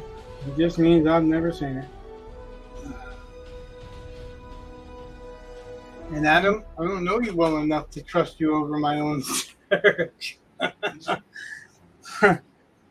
I've done that shit before and been made to pay for it.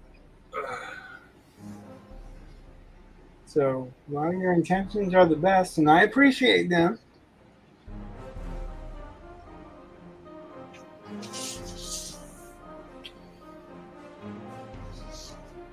just leave it at that.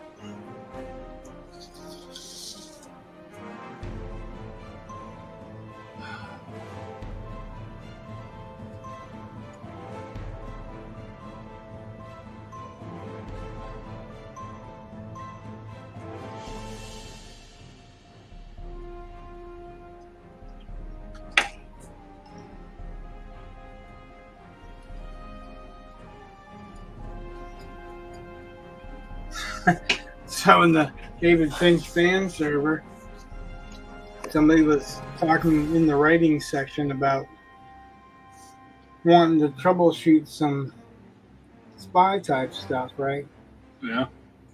And the conversation came around to the guy was shot 3 times. Somebody else was like, "Wow, if he was shot 3 times, then he must be determined." And I'm like, well, yeah, for the most part, but shot placement and caliber could have a serious effect on how many times you can get shot. You know? That's true. Because I know of 22s that have bounced off windshields, and I know of 22s that have hit bones and rattled their way down and out, harmlessly, and have had hit bones and ricocheted down and fucking pierced the heart. So, I mean, but if you're not aiming at center mass, which is basically your chest area, or your head, then pretty much, if you get hit in the leg or arm, then you can probably take 3 hits and keep coming. And then the subject died for like a month. I mean, like, it was worn out, and we switched subjects as we're wont to do, right? Right. And then this guy goes, "Mr. Ware is right, because I'm a secret agent." I didn't say anything. I really, really held my tongue. But I'm thinking, you know, you're a secret agent, but you're telling everybody you're a secret agent. You work for a secret organization. And he didn't say center mass. I didn't use the word center mass either, but most people that are trained to shoot do use the word center mass.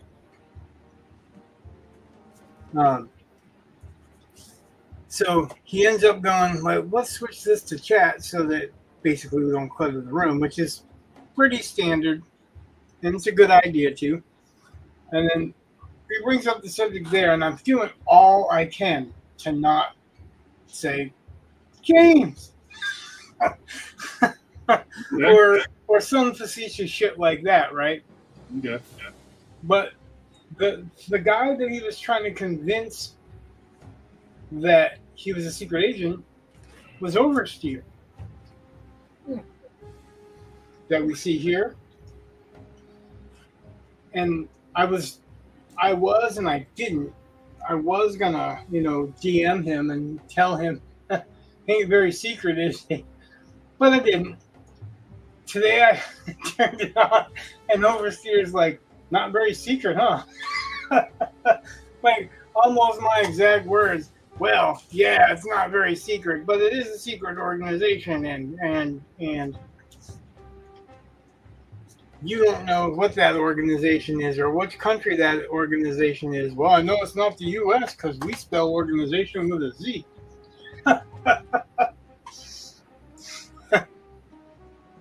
S is just British or whatever. Yeah. Adam, yeah, that's what I was saying. So I'm a mod, so I can't really do that. That's, like... Oh, so now you're trying to recruit. My purpose is to keep the peace as much as I can in that. So I can't really mess with him, though I'm telling you. It was not easy. There was so many things that popped to mind. I told Amanda, and she was laughing about it too. Like, yeah, you're a secret agent, but you're saying something on Discord, which is not, a secure line. You're telling people you're a secret agent, wouldn't that endanger a secret agent to let them know what a secret agent is? Not to mention, you look at the kid's picture and you can tell it's a kid. He's got aviators on, but he looks like he's about 16. Adam said, by the way, I'm actually Digital Tantrum on the server. If I didn't mention that before. Oh, cool. Also, dun dun dun. He is also a secret agent. Yeah, right.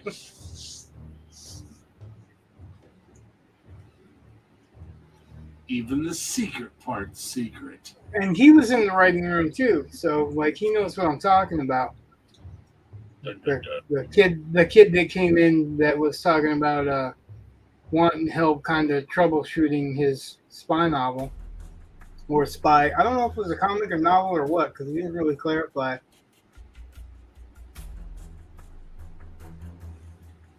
The secretist. Yeah, right. Secretist agent. Double secret probation.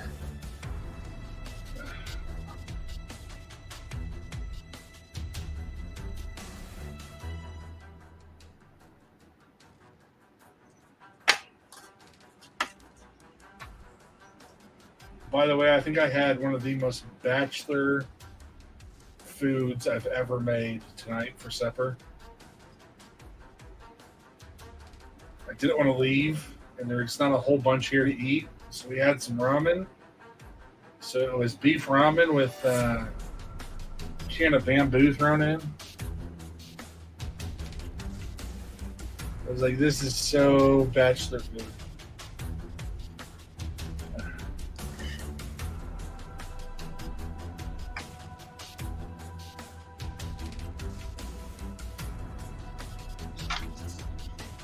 Bamboo.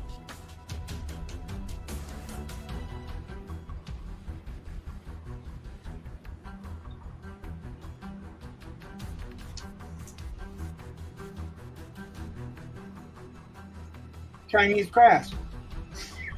Yeah.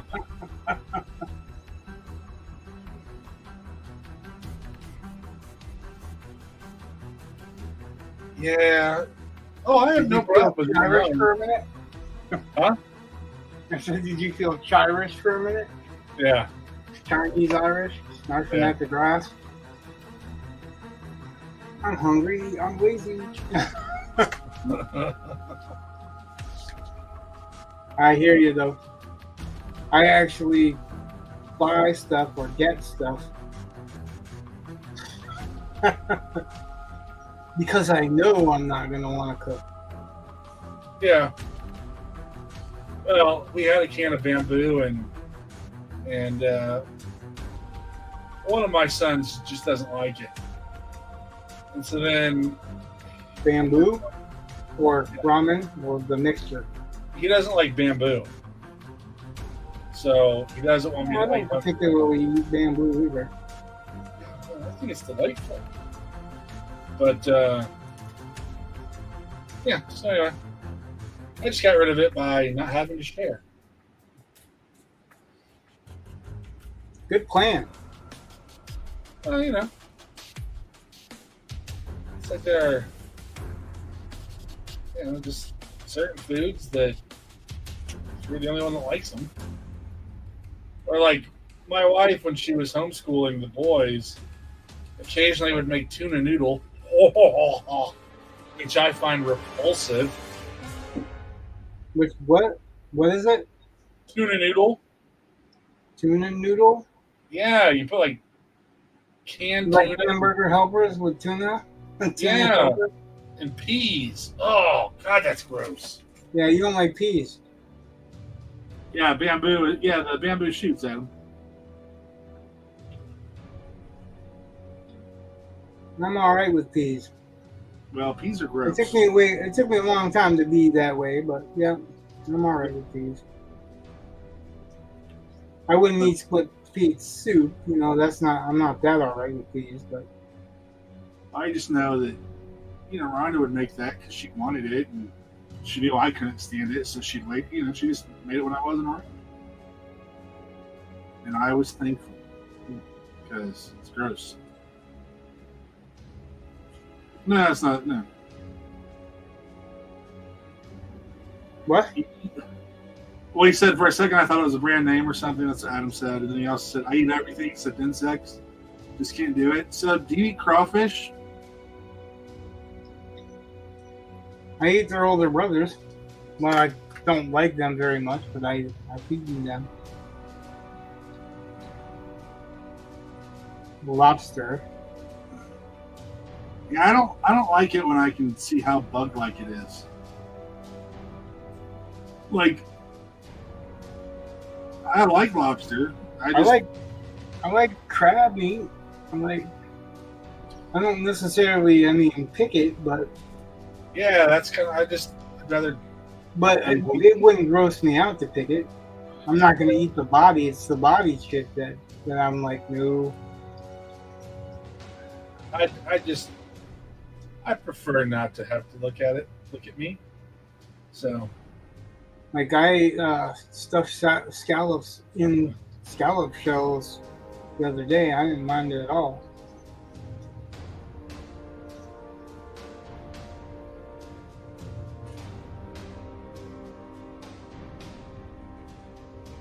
Yes, go lay down.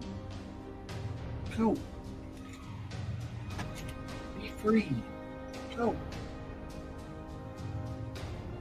Oh. What? I don't know, the dog's acting weird. Like, I swear, I think she wants out again, and I just put her out. You go outside, girl? I know she doesn't have to go, but as soon as I don't put her out, she'll pee on my floor. Just to prove me wrong. I will be back.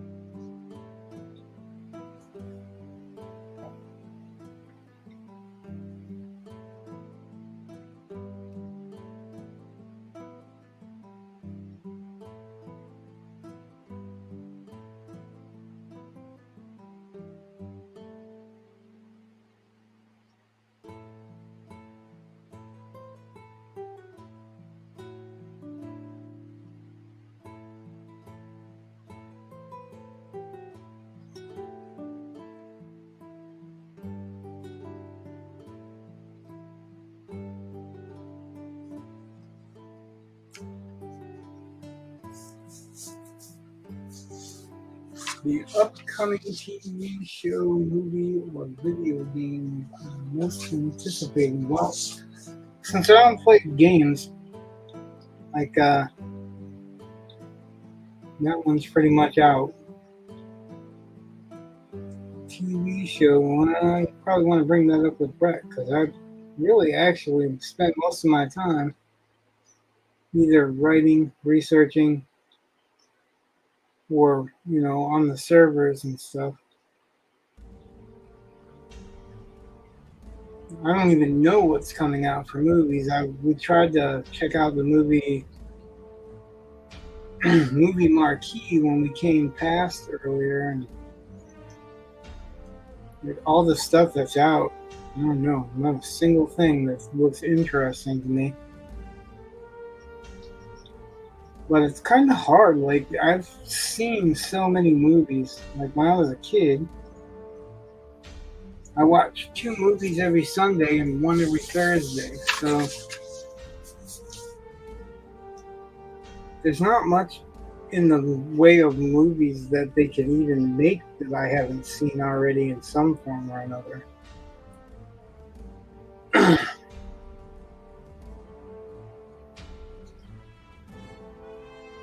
There were a few. Like, I wanted to see the Planet of the Apes in theaters, and I wanted to see. There was something else I can't remember right now, but there were a couple that I wanted to see. I just didn't. I don't get out very often to the theaters, so I'm not making enough money drawing comics or being a mod, which pays 0, by the way. Quiet Place movie, yeah. I saw that on the marquee, but I don't know what it is, and it kind of just sounded like it was a horror movie or something to me, and I've outgrown horror a long time ago. I don't get the same thrill from it or the same reward from, watching one. What kind of movie is it? Is it horror?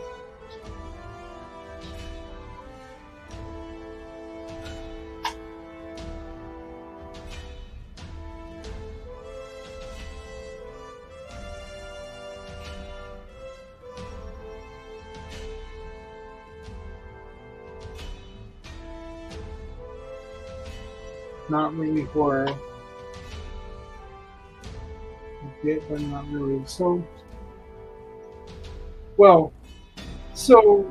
we've discussed. Me and Brett were discussing this, I think, last stream, that horror can have a story because he says he likes horror with stories, and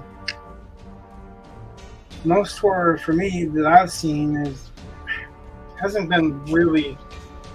Unless it's like a religious horror or something like that, it's just been kind of splatterpunk for a long time. How gory, how gross, how whatever you can make something. So if you wouldn't call it horror, what would you call it? Fantasy? Sci-fi? Psychological?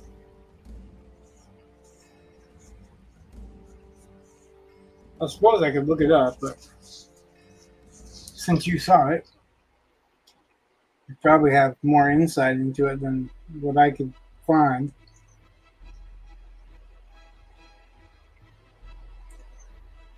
And you just taught me to trust you, so.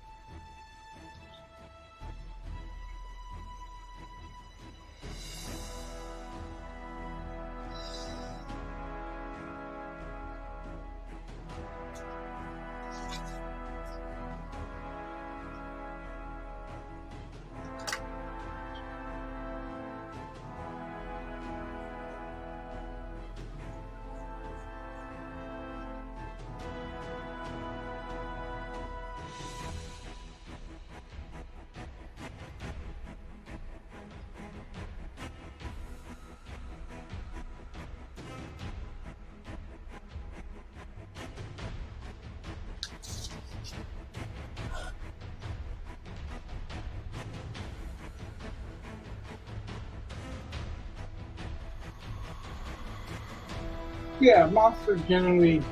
So horror, technically, people don't like it when I do this, but horror breaks down into three different types to horror stories. One is science fiction. It is some type of science fiction at its core. One is fantasy. It's some type of fantasy at its core. Or psychological. Or religious.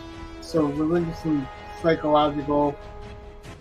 Religion plays actually more towards the fantasy because generally fantasy is myth, magic, and monsters. So if it's monsters, then it kind of leans towards fantasy.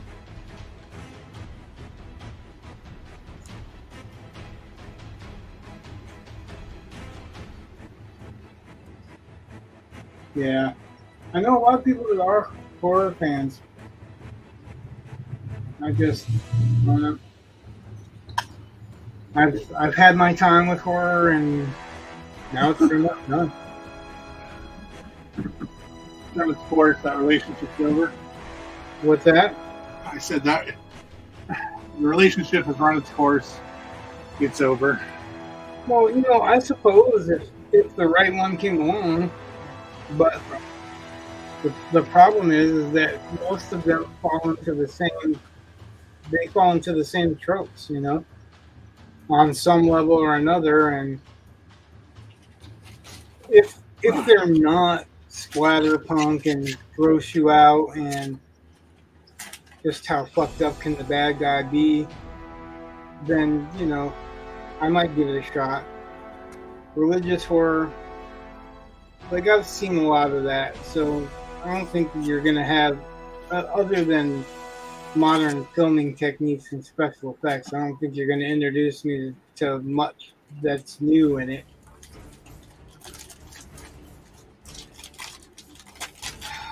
Notice I don't use the word original, I use the word new, but still.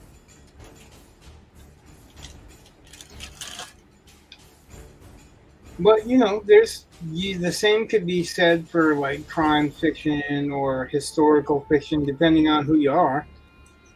Like you may not like history, or you may feel like historical fiction's always, you always know what's going to happen because it's based on history or whatever. But that's kind of the draw for me. So he asked, "What's the game, TV show, movie that you're most anticipating?" And like I'm trying to give him an answer. Like I said, we were literally right past the movie theater earlier, and I didn't see anything that looked interesting at all to me. The most interesting thing that I saw was Garfield, and that's not really interesting. Just more so than some others. And I don't know what's coming out, but like I said, I wanted to see the new Planet of the Apes for a while. Pretty soon that's going to be out, so I don't have to worry about that. Deadpool 3's coming out next month. Yeah, there's that, but I don't know if I need to see that in the theater.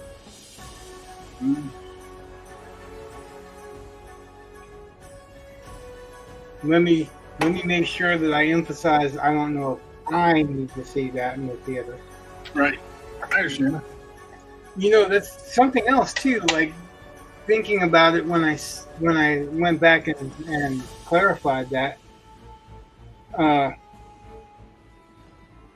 go to the theater to watch movies that either I've waited a long time to see something like that, or I want to see more of them.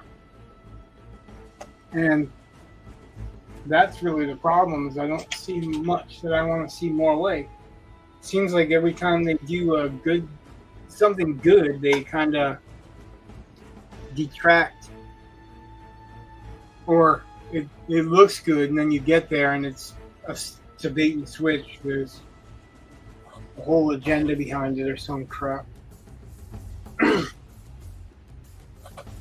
Now, I've seen recently, like there's a bunch of bad talk about the new Superman with the new Superman costume and all that.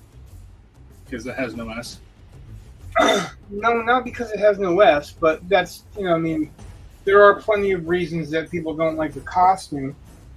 But as was pointed out to me by a comic artist that actually has drawn Superman and drawn Batman and Wolverine and all those guys,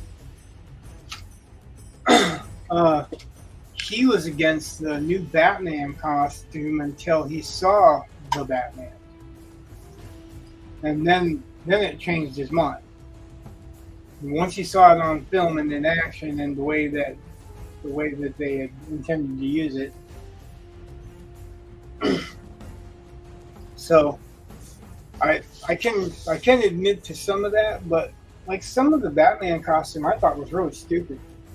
And I still think it looks really stupid. Like what he had for van braces on were pretty much garbage. You could have gotten real armor van braces made instead of steel rods.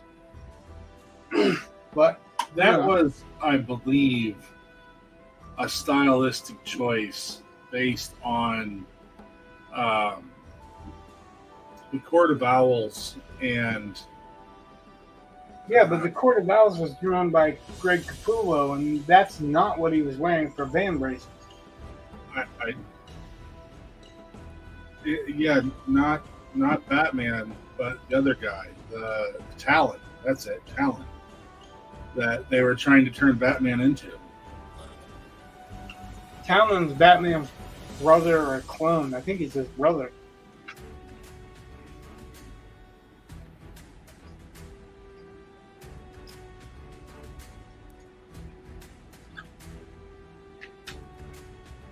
Adam, which costume are you talking about? Superman one, I think. Doesn't have an S, man.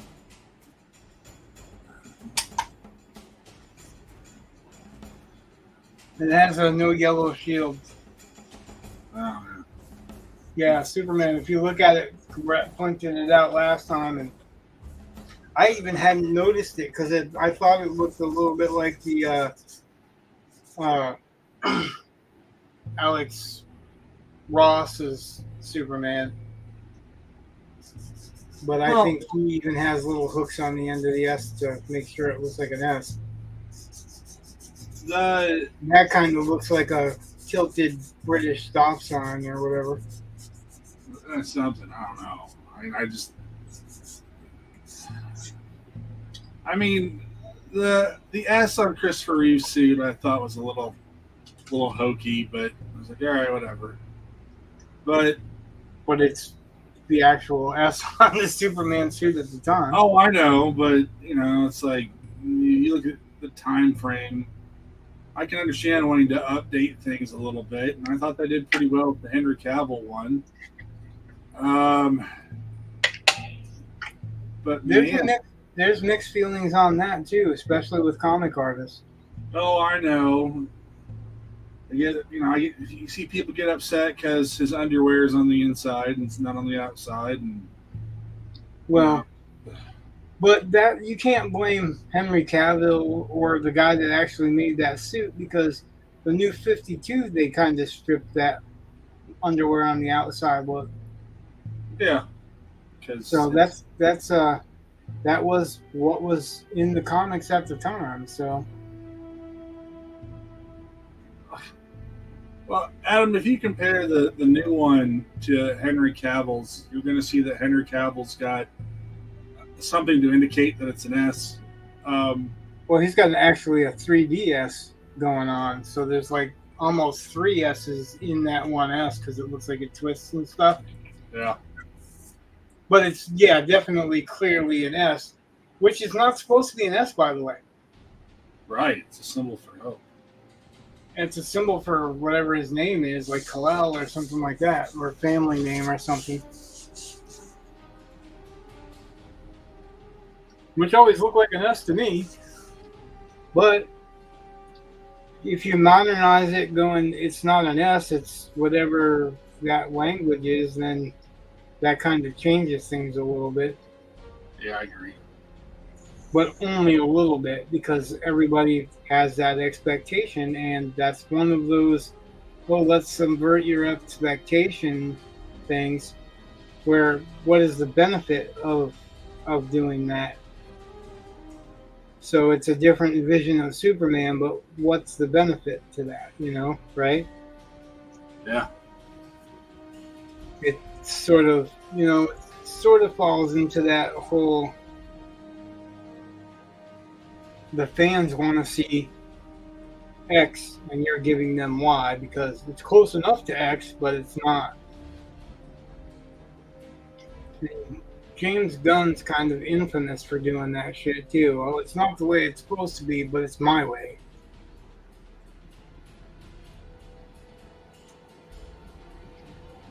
It works for Guardians of the Galaxy, so maybe it'll work for Superman, but my problem is I'm looking at that suit and I see wrinkles all over the damn place. Like in the bend of his elbows, there's wrinkles. There's yeah, I don't have to see veins because that's one of my big bitches too, right?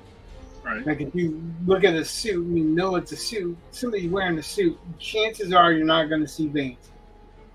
Unless it's like fucking super tight spandex or somebody just put plastic wrap around them or something. But Adam said they'll do digital work on that for sure. But it's the same thing for me as like the mask. And like, why would you have a mask on if it shows what color you are, what color hair you got, what color eyes you got? Like, why would you wear a mask that does that? I don't know. Well, the argument about they'll use digital to clean up the suit. I just keep thinking, yeah, like they cleaned up with that, Henry Cavill's mustache in Justice League. I didn't think they were supposed to. I thought that was the whole idea. He was now gritty Superman. No, in Justice League, they had shot the film. He had, I think, done or was doing or was getting ready to do Mission Impossible, and he was contractually obligated to keep his mustache. So they couldn't. They needed him for reshoots, but they could not shave his mustache. They had to do it digitally, and it's terrible looking. Yeah. So we have to hope it'll be good digital work.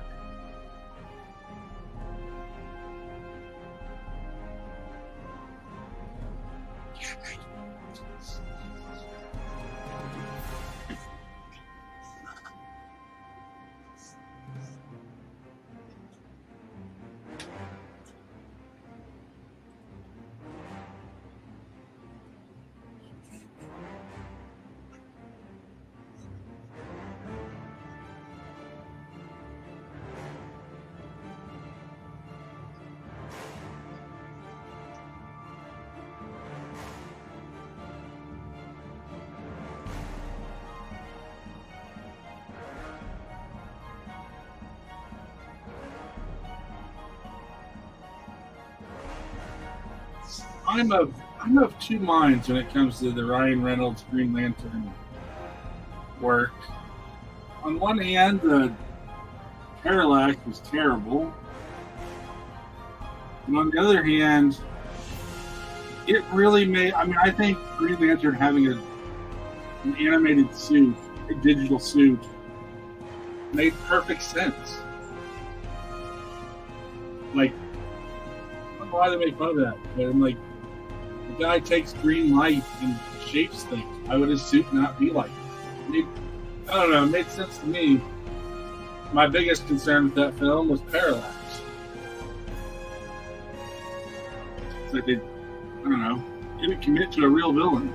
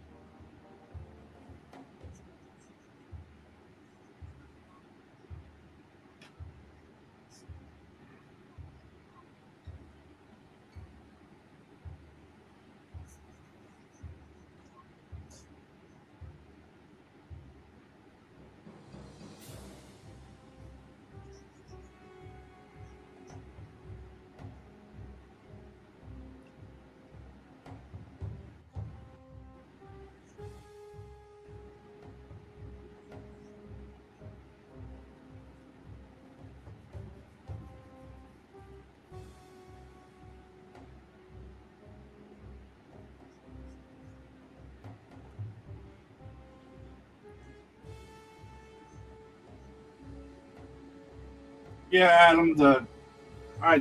That is a good movie. And the CGI on that is good. In Iron Man 1. Which, didn't those two come out like the same year?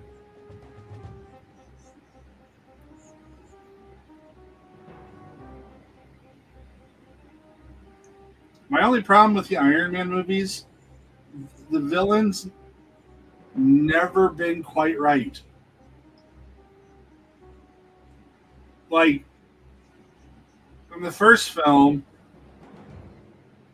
I'm just asking myself, what is Stane's end goal? Like, okay, you put on the big murder bot suit and you rampaged all over the city. Like, I think they're going to know. I don't know. I just thought that was crazy. And the second film, which I enjoyed a lot of people don't like Iron Man 2, but I dig it. But the end was still kind of blah. I liked Hammer. Justin Hammer was fun. And I liked Whiplash. And I kind of wish they had just chosen one or the other. Oh my God, Green Lantern was 3 years later. Jeez. And then in Iron Man 3, which is my least favorite of the series, the villain should work. I just didn't like him.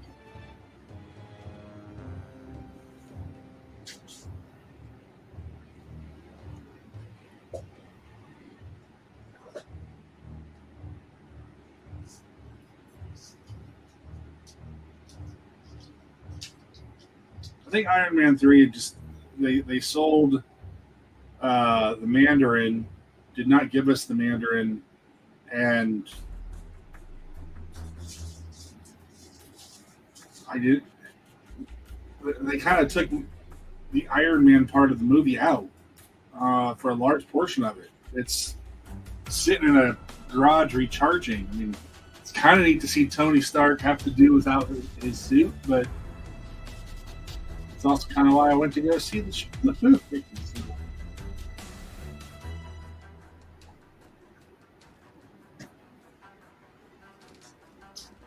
Well, yeah, 3 gets to be. It's the most Robert Downey Jr. in all 3 because he's the one where he's out of the suit the most. I'd say he's doing more things without the suit, so he can act more.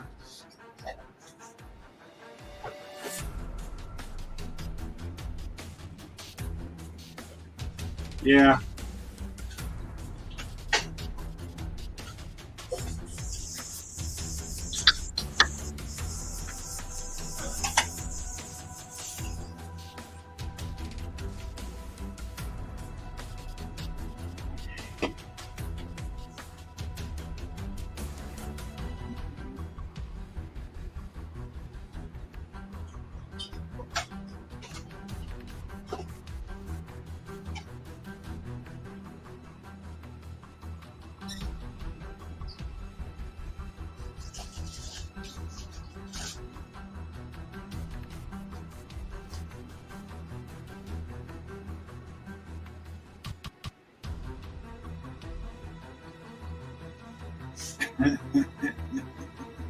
Oh, I can see something.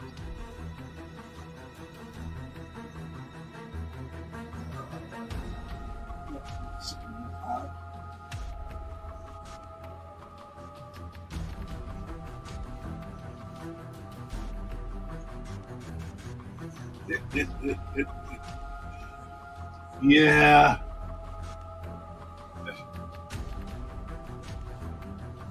It kind of looks like the guy in the second panel is licking the third panel.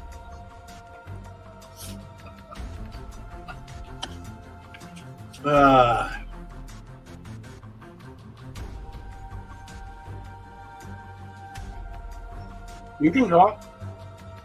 What? You can draw it. There is nothing wrong with it in any way, shape, or form.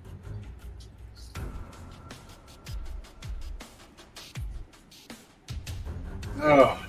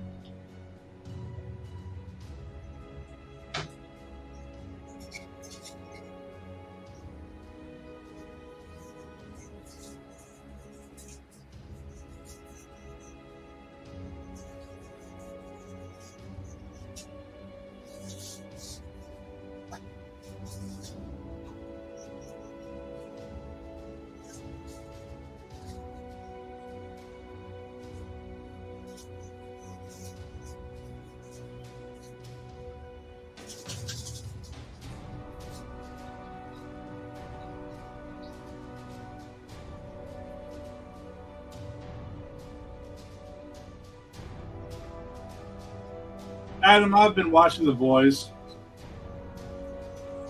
I don't think I'm all the way caught up, but I'm on this season.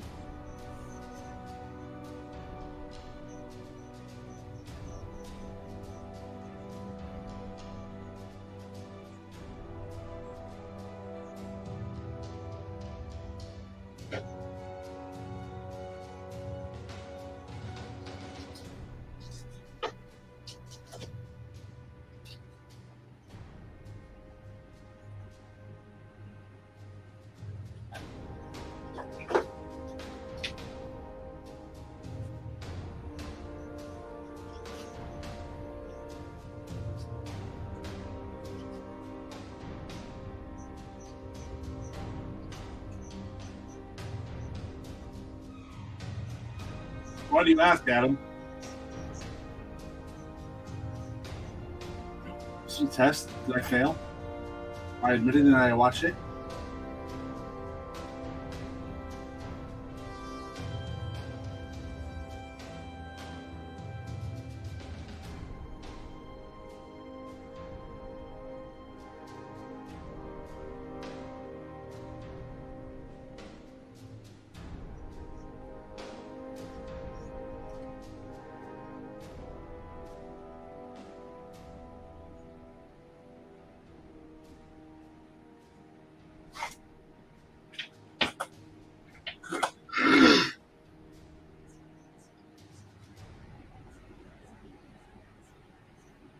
Yeah.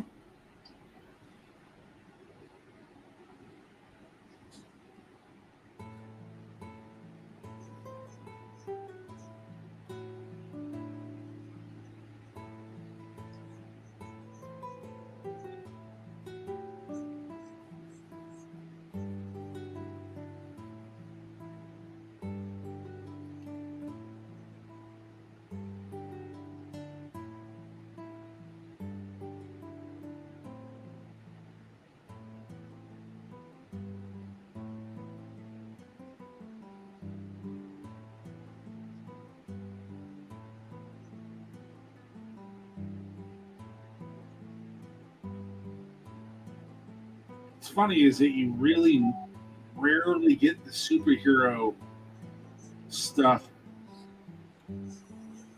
being done. It's really just a supervillain show. It's not a superhero show. And if you really think about it, almost everything they show is just this super supposed, the soups just being terrible. Yeah, because there's only two people that aren't.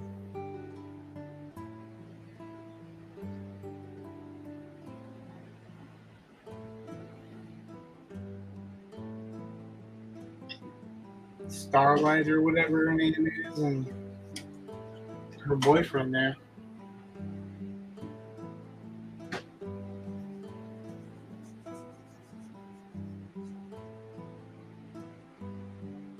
He's bad too.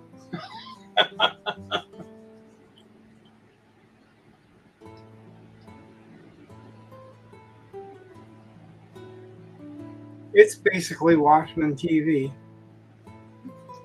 Yeah, it's a bigger Watchmen than the Watchmen show was. What's that? It's a better Watchmen than the Watchmen show was.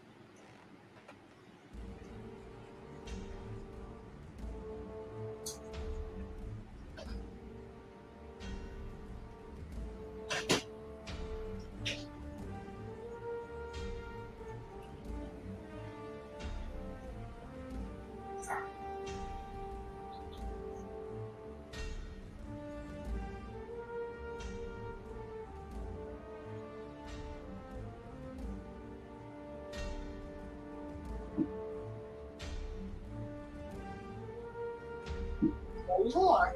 Oh no. Oh yeah. No way. Who's that? No can't. Jose. Who's that? You're crazy. What's that, Jose? You're local. I'm saying. No more. Do that. No more. What are you gonna do about it?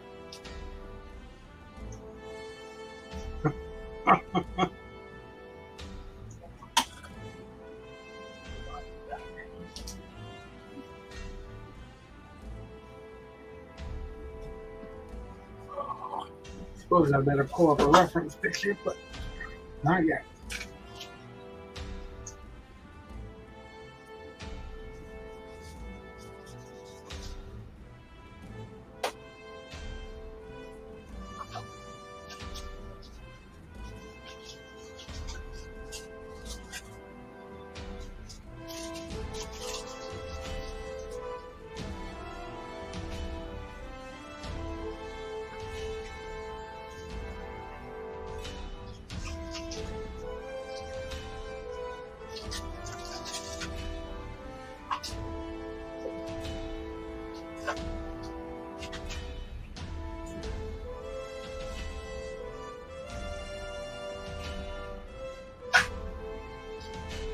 More. No, Yeah. not happening. What's that? Not happening. What's that? Nope. What happened? No sir. What's that?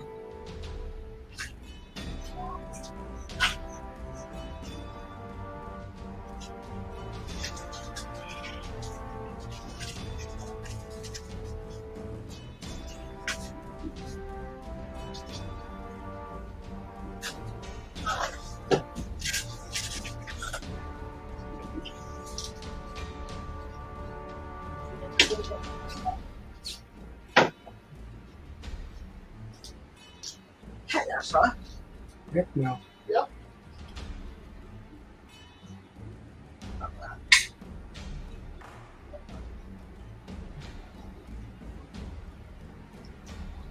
That He you doesn't like to argue with any at all.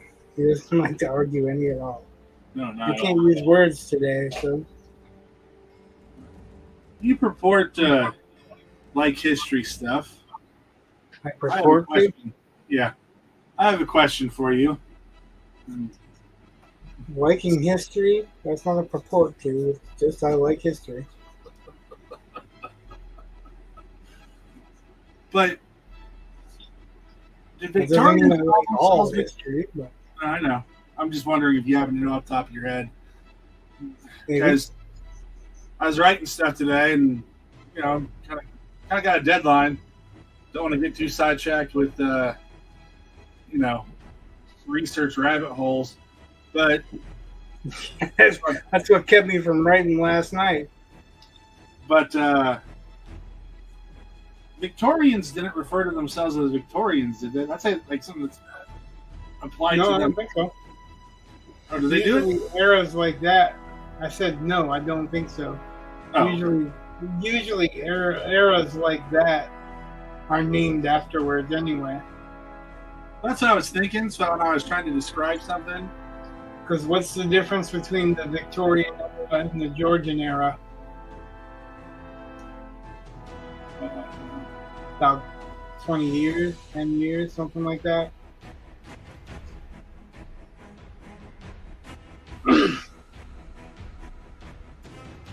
They might, if you're trying to identify the time period without actually coming out and saying, "Oh, we're Victorians," you could mention Queen Victoria.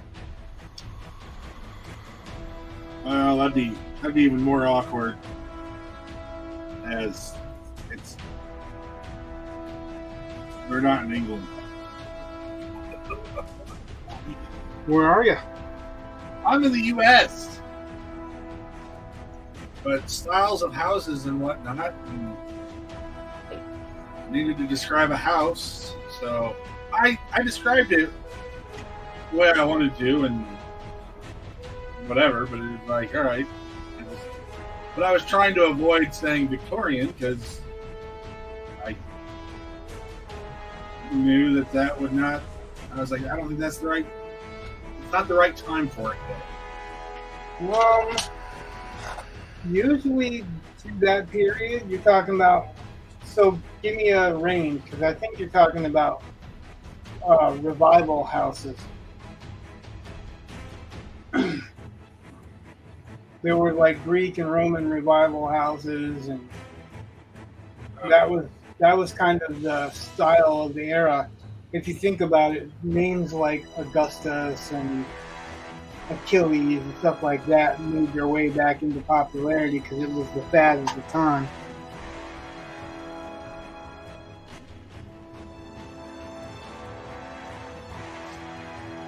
Yeah, thank you, Adam, but yeah,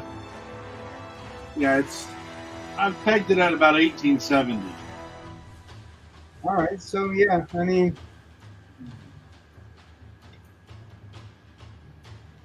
Because Adam said, I don't know if did I read what Adam said?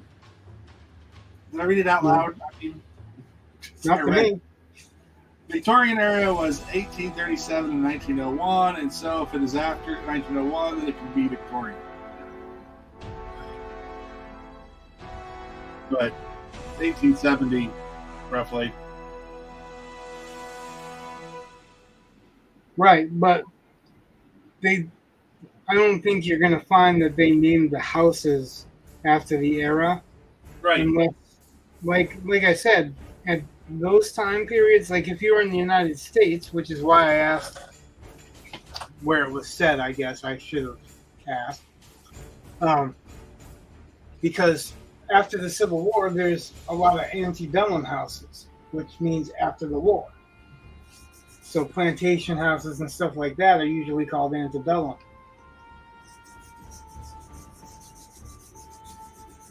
I don't know what you're trying to describe, but generally it's probably not going to be a Victorian style house. Maybe furniture, maybe art, maybe clothing. But I don't think there's any Victorian style architecture per se. I think that time period was a lot of Greek revival, Roman revival.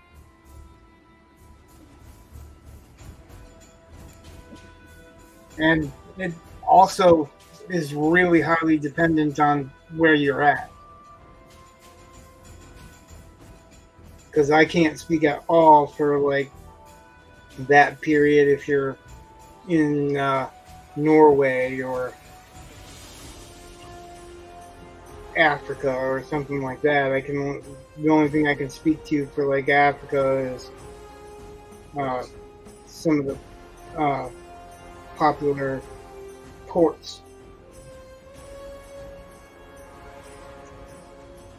And I'm sure that they're big game hunters in the latter half of the 1800s and the early 1900s.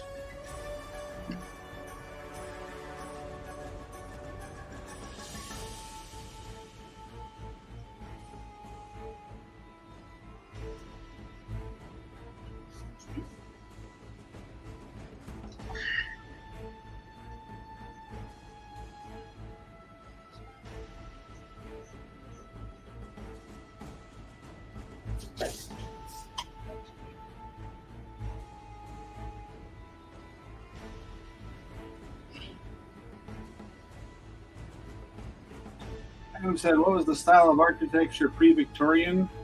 Georgian? I guess it would be more characterized by the visual accents and structure. Yeah, that's what I went with. Or There's Georgian, there's Baroque, there's right. Yeah, because Yeah, see, but Adam, I was trying not to go down a research rabbit hole. See, that was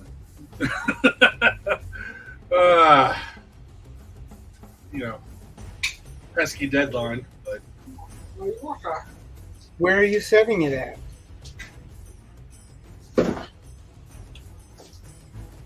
In Texas. Yeah, they probably wouldn't call it Victorian there. Yeah, and I'm not worried about it. Like I figured out what I was going to use. Those probably would be called antebellums because that's after the Civil War. 1870s, 1890s. 1890s is the Indian Wars. The reason why I asked, I kind of already. Again, I was just making sure that I was making the right call because Victorian is a shortcut. You can say that, and it narrows the field quite a bit. So it's got a lot of power in one word, but so does antebellum and Indian War era, Well, yeah, but also if it's the wrong thing for the characters, for the POV characters to be using, if it's the wrong, it's just easier to. It's not necessarily easier. It's just, I think the expensive words to just describe the physical parts and not worry about just relying on shorthand for an architectural style probably works just fine. Right. You're talking about Texas in that time period. There's a lot of information that exists from there.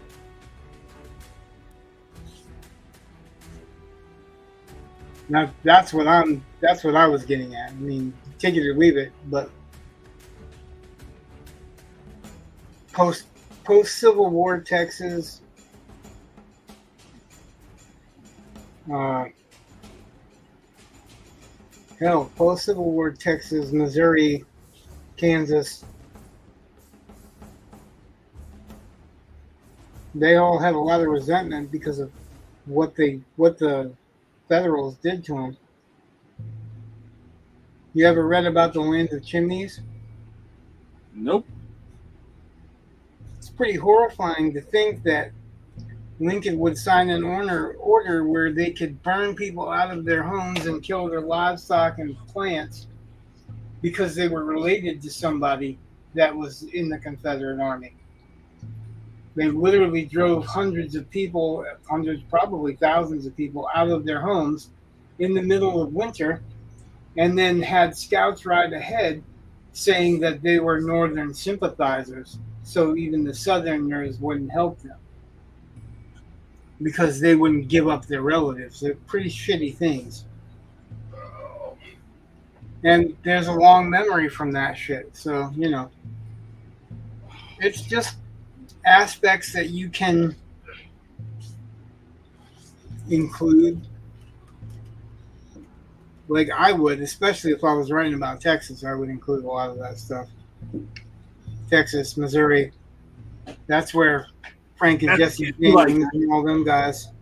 you like that historical fiction stuff, and I like history, and I know. I like historical fiction because it's adventures set in history. But yeah, I mean, I definitely would play off that if I was going to set it in that time period to make it believable.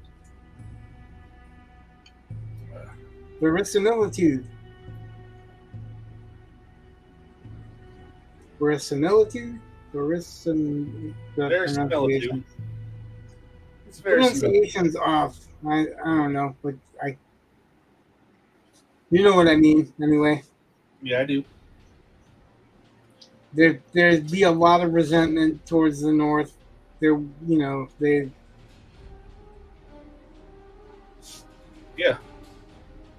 would probably arm themselves dealing with anybody from the North. There's a lot of that's a possibility.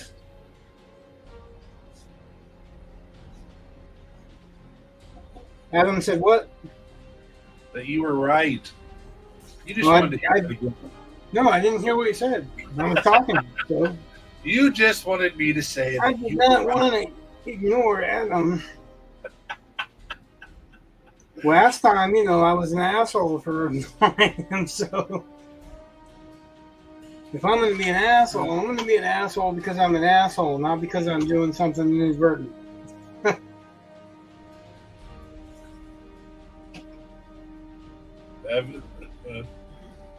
If anybody likes me, it's a fluke anyway, so they'll get over it.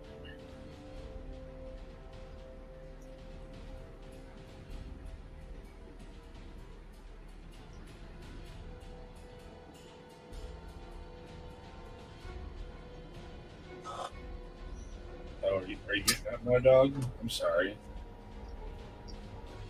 What's that? So this dog is like, she's already very loving, which is one of the reasons why I picked her out of all those dogs at the shelter. But she also gets very lonely, I think, when people are like when it's an odd, like it's rare for me to be home alone, like for this much time. And I think the dog gets nervous, and so she wants to be on me. So, which I'm like, okay, just as long as you don't knock things over, I'm okay. I've actually been wanting this during the winter. It's just weird that it's summer now. But maybe she'll get comfortable doing it now. And then come this winter, she'll be the best dog ever.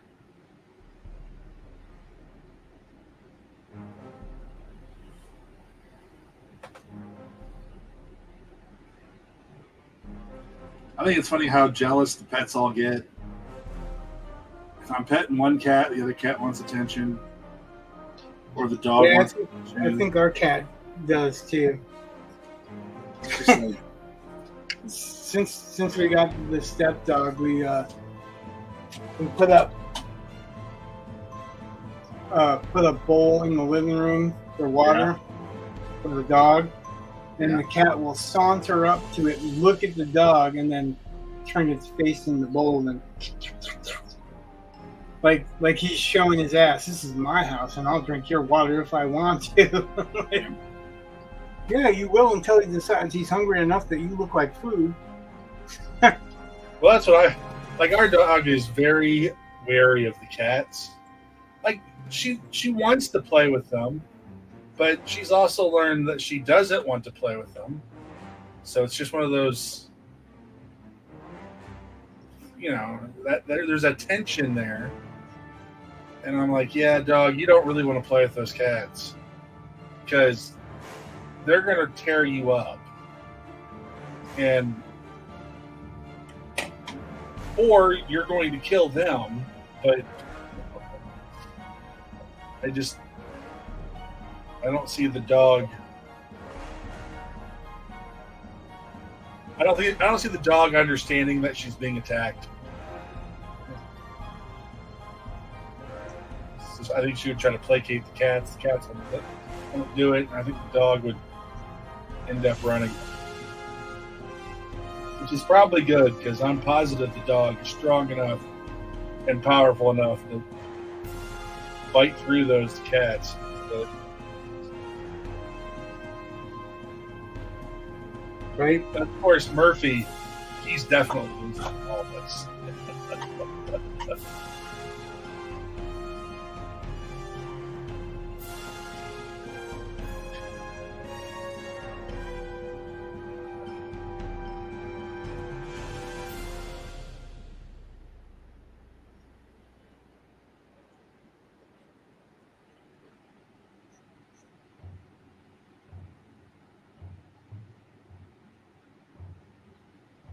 Murphy's the only animal I'm really worried about when the boys are gone because I rarely ever see that creature. And I'm like, I don't even know how often to feed it. I don't know. Like, I was like, I'm not sure this thing's going to survive 1 week with me, but Rhonda will be back. So I'm sure between the two of us, we'll figure it out. But Boys are not going to be back? nope, they're going to stay at least the week. Now, the following week, I don't know what's going on. The following week, what? Well, next weekend is the 4th of July weekend. Yes, sir. So I don't know. I don't know what plans we may or may not have. But the Saturday stream, I don't know if I'll be available. Well, if it's the 4th of July, then I'm probably not going to stream. Well, I mean, Monday's the 1st, so Thursday's the actual 4th. Oh, I guess the easy answer would be to click on this, the menu. So Saturday will be the 6th, Mm-hmm. because I don't like the math. Okay. Saturday will be the 6th, so Monday's the 1st, the Thursday. So next Thursday's the 4th. So a week from today, right? Is today Thursday? Today's Saturday. Never mind. It's Saturday. My head is. I told you I can't work today. My brain is not. It's befuddled. That's why I'm doing hand work.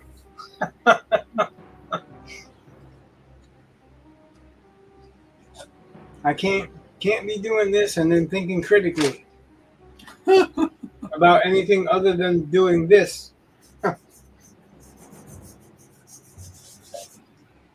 That's why Eli likes to hang out downstairs while I'm streaming, because he knows he can get into shit and I'm not paying attention. Right? No, it's on to me.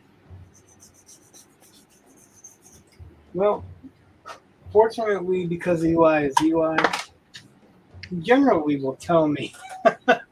Yeah, you're right. But I also generally don't mess with him too badly as far as what he's doing, because he doesn't do anything really bad. So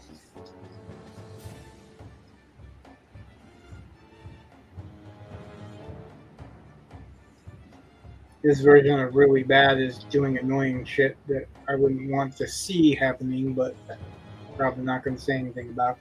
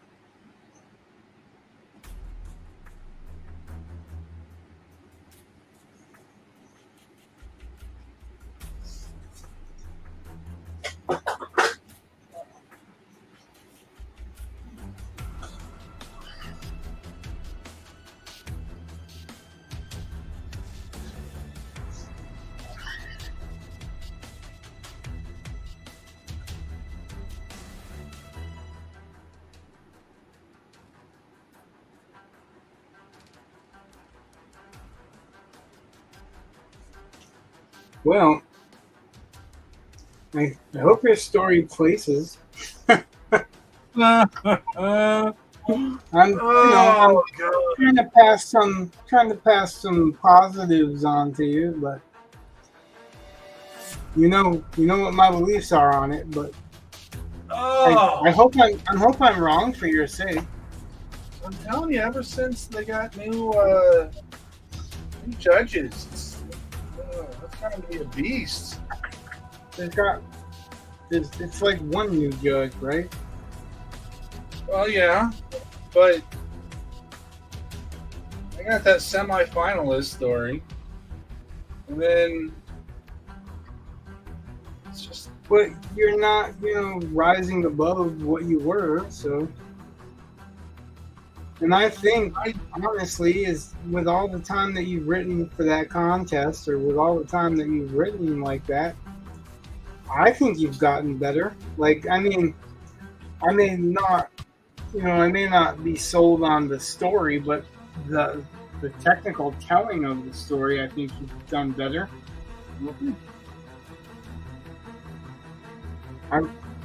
That's one thing I kind of miss is when I first got to know you, your stories were really, really fun, and now it seems like some of those stories have been curtailed from where they would normally go because of whatever reasons. Like, I'm only going to guess that it's because you're trying to win that contest, but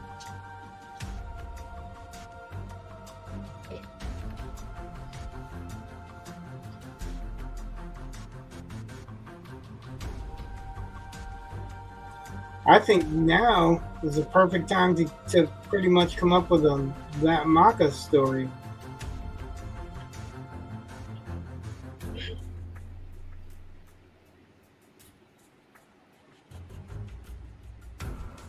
which one is that? The girl sci-fi spaceship derelict story.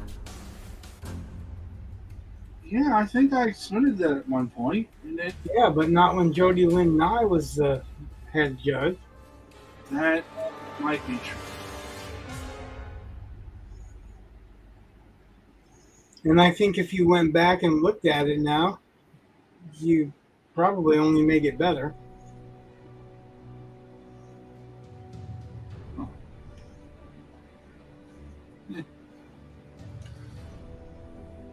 Oh.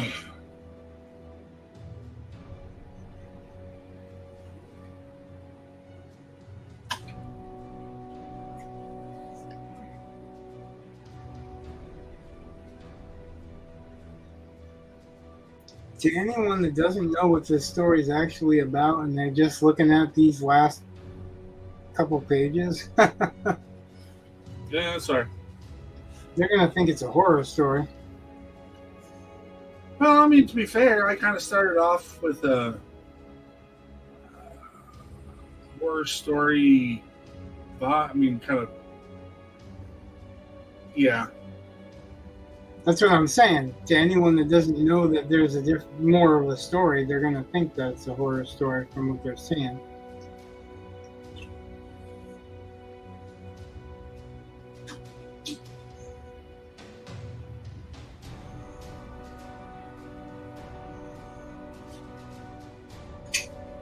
What do you want, sir? I can't. Yeah. No. Yeah. No. Yeah. Yes, sir. Yes, sir. Nope. Okay. Not happening. Almost done, mate. Almost.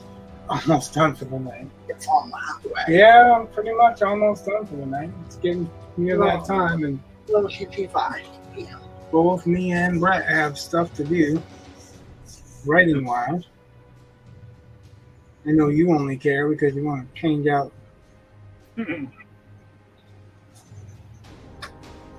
sure? We're doing it sure to that or not? He's telling you he's got brand new shorts today. Awesome. You sure that could you sure too? Sure. They're your Saturday shorts. Yep. And new shirt, more shirt, new one. And a new Morse shirt. His One, high two. school shirt. He's Oh. got some school spirit too. Monkey. Majorly. Back and monkey back into that monkey. We went to Market Basket. Yep. Couple stuff too. She said You got a couple of snacks. we had meatball salt. Right. And you had meatball subs for dinner. What hot? What did I have? Yeah. Good funny. Yep, I had Krabby Patties.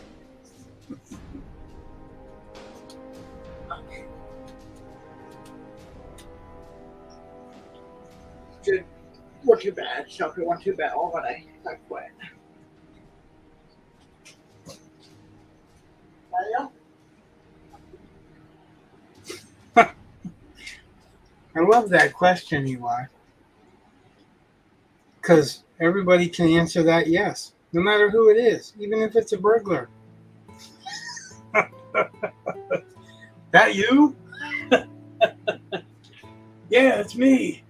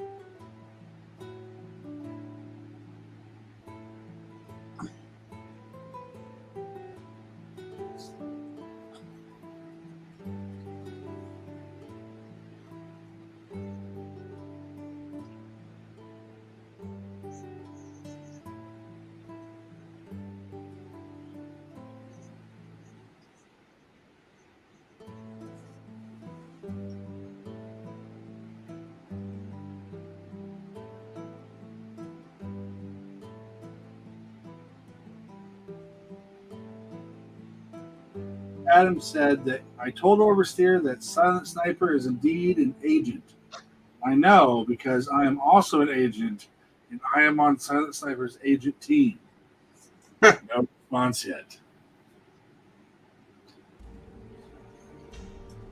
Well, to be fair, he's in school right now.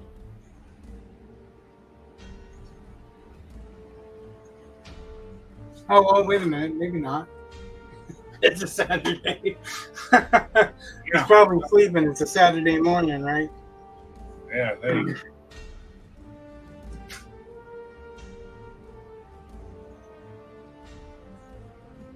Yeah, that was I saw a thing today, never really considered it, but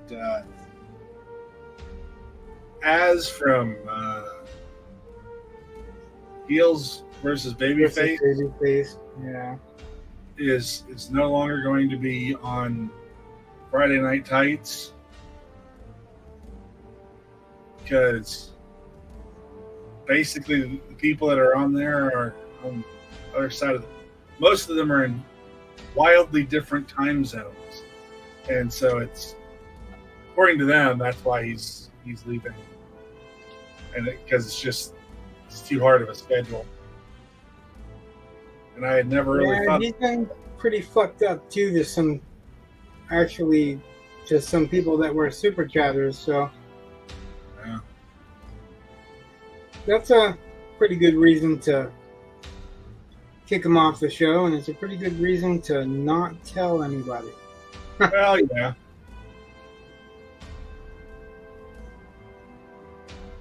Some of the stuff that they do, it's just like, all right. Yeah, I don't watch those kind of shows. Like, I don't want to see everybody just down talking everything all the time. That's why I can't even really watch Ethan all the time anymore because he does that shit. But at least he does it with a sense of humor. He's doing it for a sense of humor and not to just down everything all the damn time.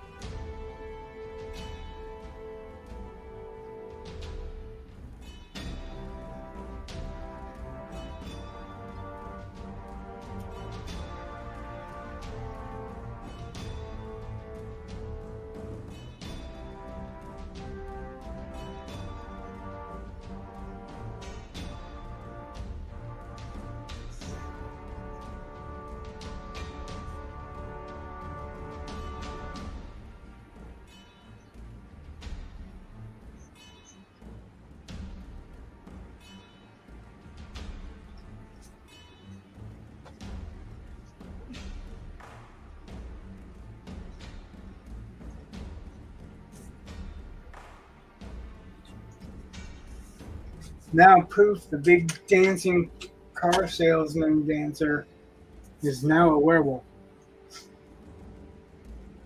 My son and I were driving by one of those inflatable, things, that they have at the car dealerships, the flailers. And I was just like, does anyone buy something because there's a inflatable thing gyrating outside? Well, I don't think the point is for them to come in and buy something because they see that. It's for them to look over in that direction because they see that and then see the sale. Sure. Well, I'm saying because as a tattoo artist, and we had a shop that was on the way to Walmart, like the turn right before Walmart. Yeah. And there was a string of things in that small. It's not really a mall, you could call it one, but it's like four stores that a warehouse coughed up. But we couldn't get people to see us. Like we really felt like nobody was seeing us going by because there was so much in such a little space, and there was nothing to make us stand apart. And we talked about doing something like that, but that's the reason, is because we wanted people to see the shop. Hey, Adam wants to know if a werewolf could time travel, would that then be a werewolf? That'd be a wenwolf. I mean, wenwolf. I can read. Sorry. It was too far away.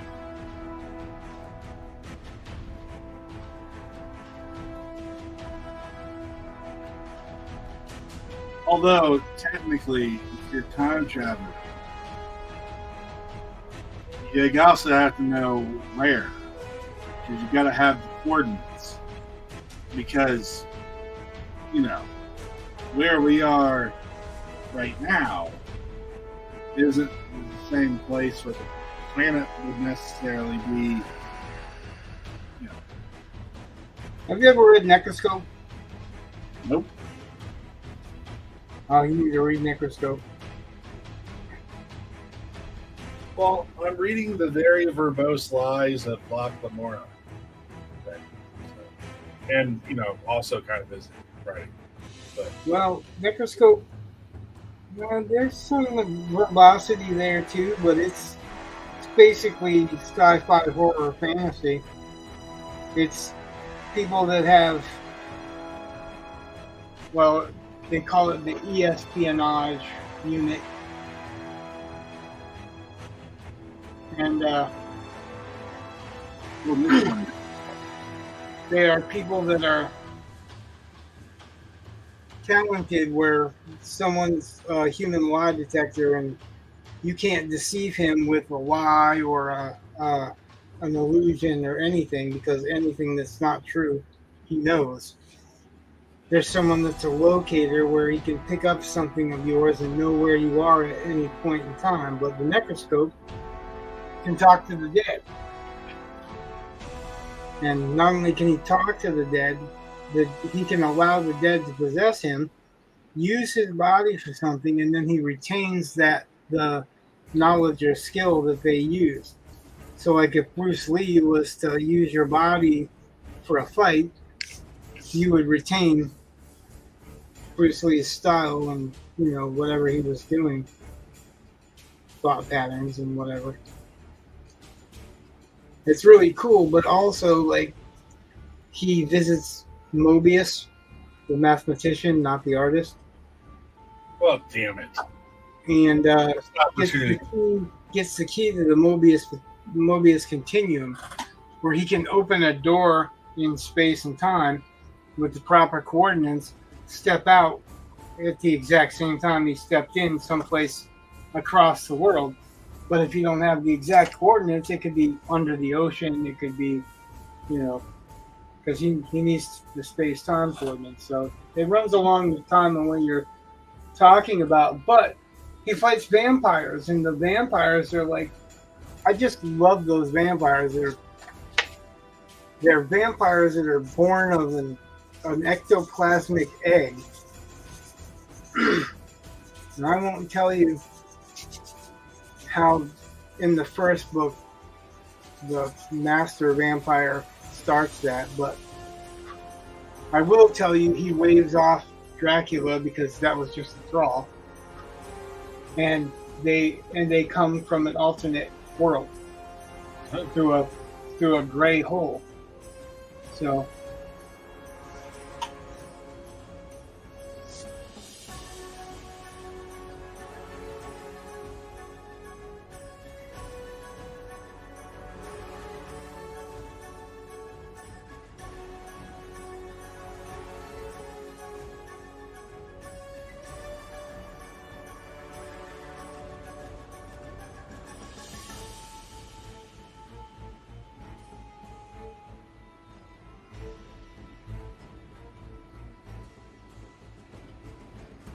that is the only series of books that I read a scene in that made me close the book and then rethink it and reopen it later on. But I read it and I was like, what? Close the book. And I was like, no, I didn't read that.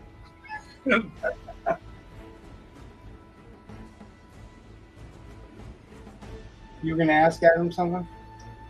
Well, I mean, when it comes to the Mistborn books, I see them as like the first three are very much different than the next ones.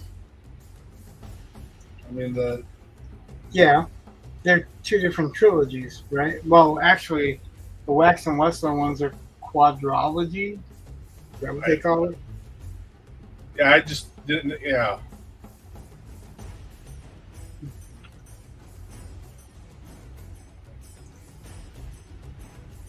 I should know if you're reading the original trilogy or the Wax and Wing stuff, or Are you reading about Vin? yeah, that's who it was. Ben. Vin and Sazed and Elend, and it's been years and I still remember their names, so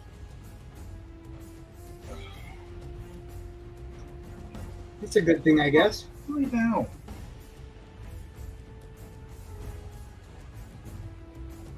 What the? Huh? Oh, I'm telling my dog to go to bed. Starting there, yep. They're two very different series. Just think of it as a timeline. What you're reading is more like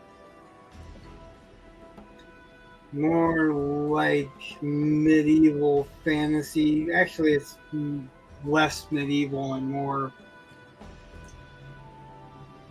a little bit more modern than medieval, but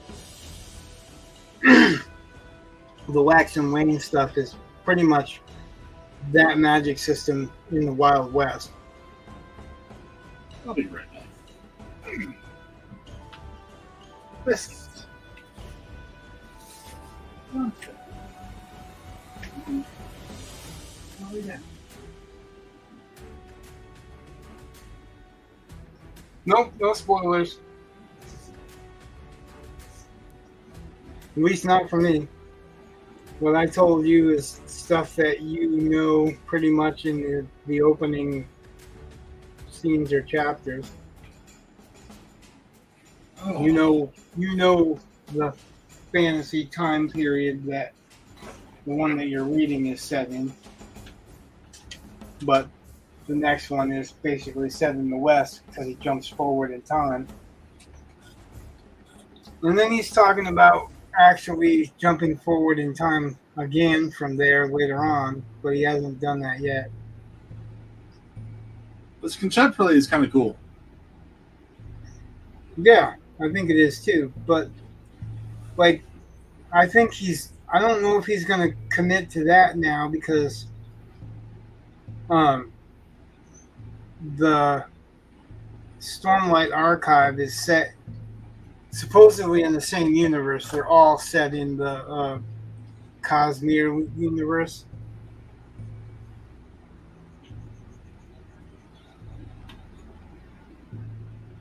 Yeah, I think it's called the Cosmere.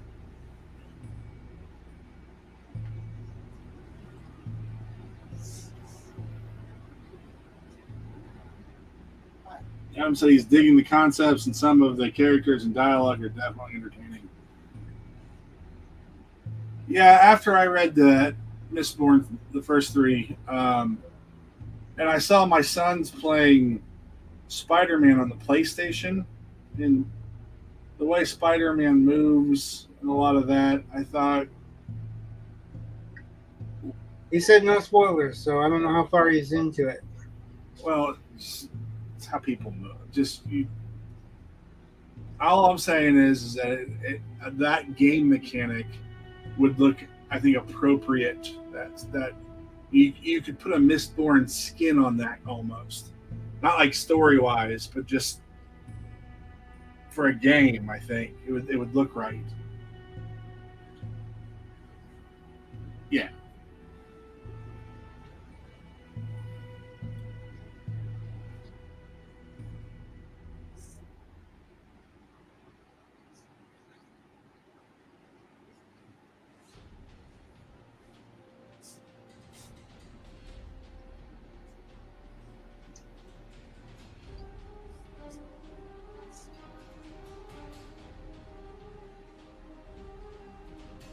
Yeah. Adam said the first book would lend itself very well to a game, and I agree. Yeah, the whole series would. There is progression there, especially when you get to the main boss, right? No spoilers, but I'm,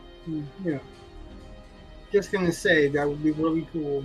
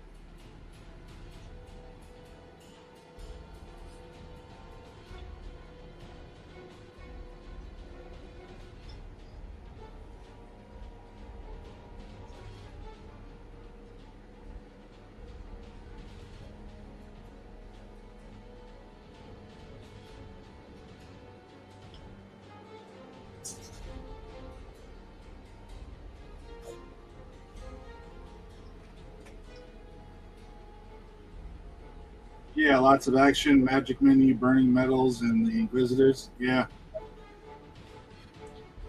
Yeah, if you like those books, then you should really check out the Brian McClellan books.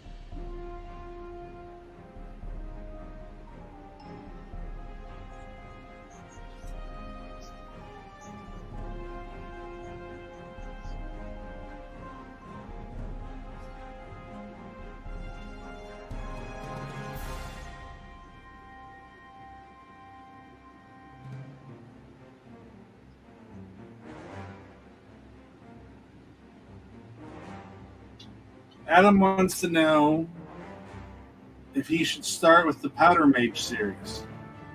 Oh yeah. Well, you kind of got to because that's where it starts. It says Powder Mage and then Gods of Blood and Powder, but it starts off with the Powder Mage series, and those characters go through the other one.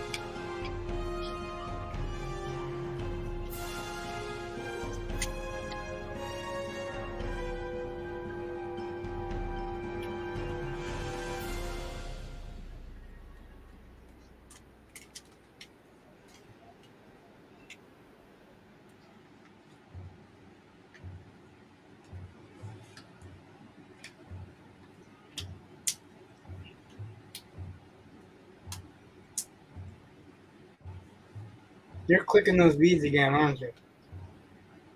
What? So you're clicking those beads again, aren't you? No, I was closing my package of Albanese.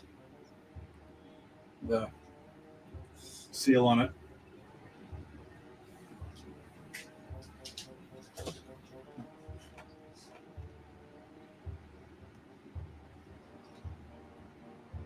What's it for, me? Oh no. Oh, yeah.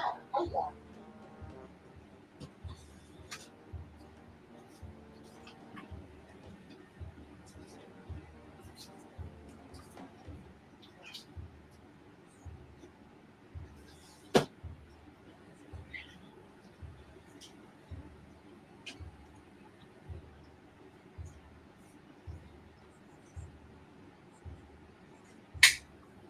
Bye, Adam. Adam's leaving us? Yep.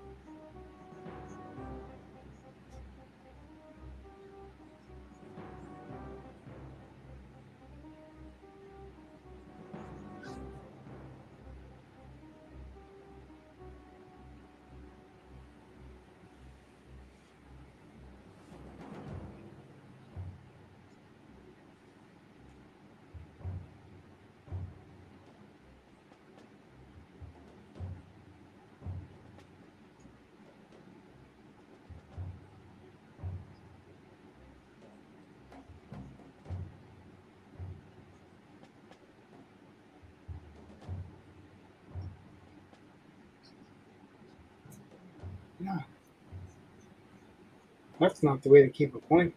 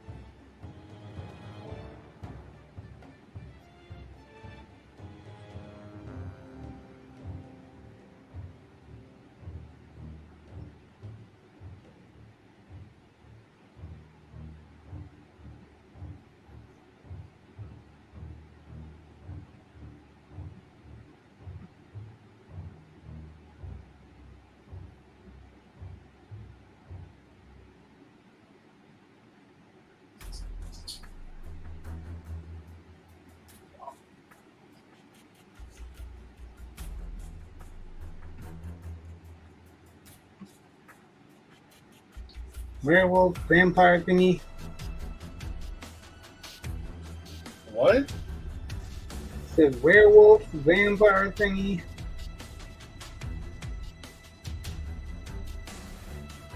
Okay.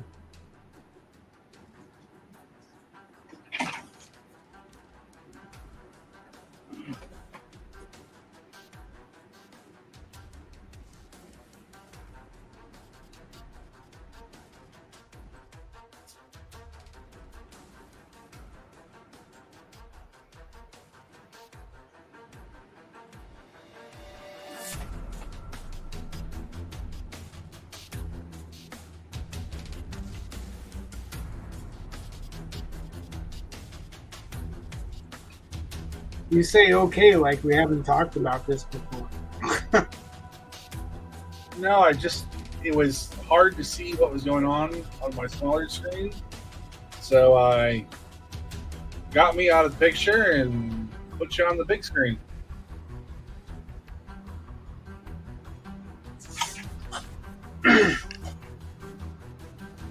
I'm just trying to put some of the familiar characters in that were in the first couple of pages, but distort them because that's the idea, is that his brain's distorted, right? Right.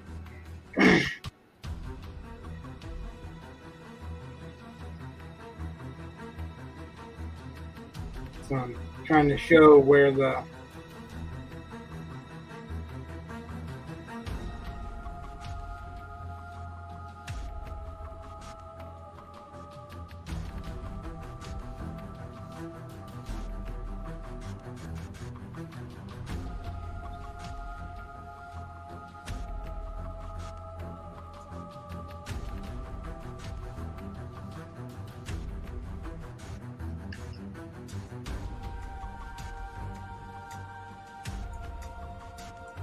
guess I'm trying to show enough to know that some stuff's being distorted and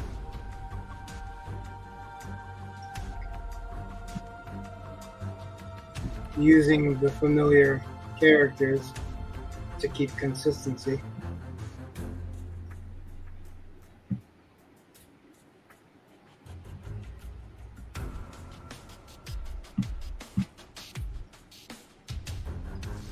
But obviously I'm just starting it like I did that panel last time. It's a longer panel, so I think I'll put another one here, and then the rest of it's going to be that kind of dark monstery look from the shadows. And then 2 panels, and that's the end of page 3. I think I might put some background in it. The more I look at it, the more I want to have something said through here. I don't know what, but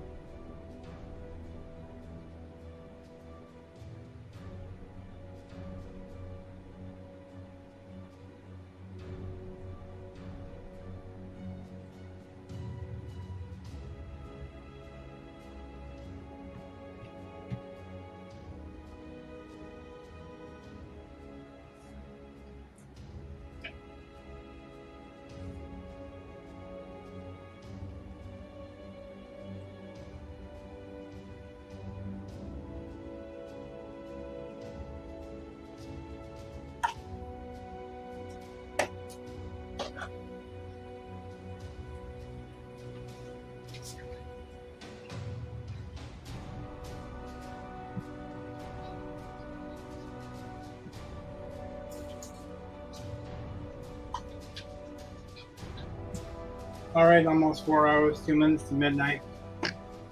Okay. So, as usual, anyone that hung out, which is Adam and pretty much Adam, right? No, there were more. We also had. Oh, Archie, we're a Bible nerd. Yeah. And Adam. Thanks for watching. Thanks for hanging out and talking. Thanks for liking and subscribing. All you that liked and subscribed and followed. Good night. God bless. Much love. Peace out.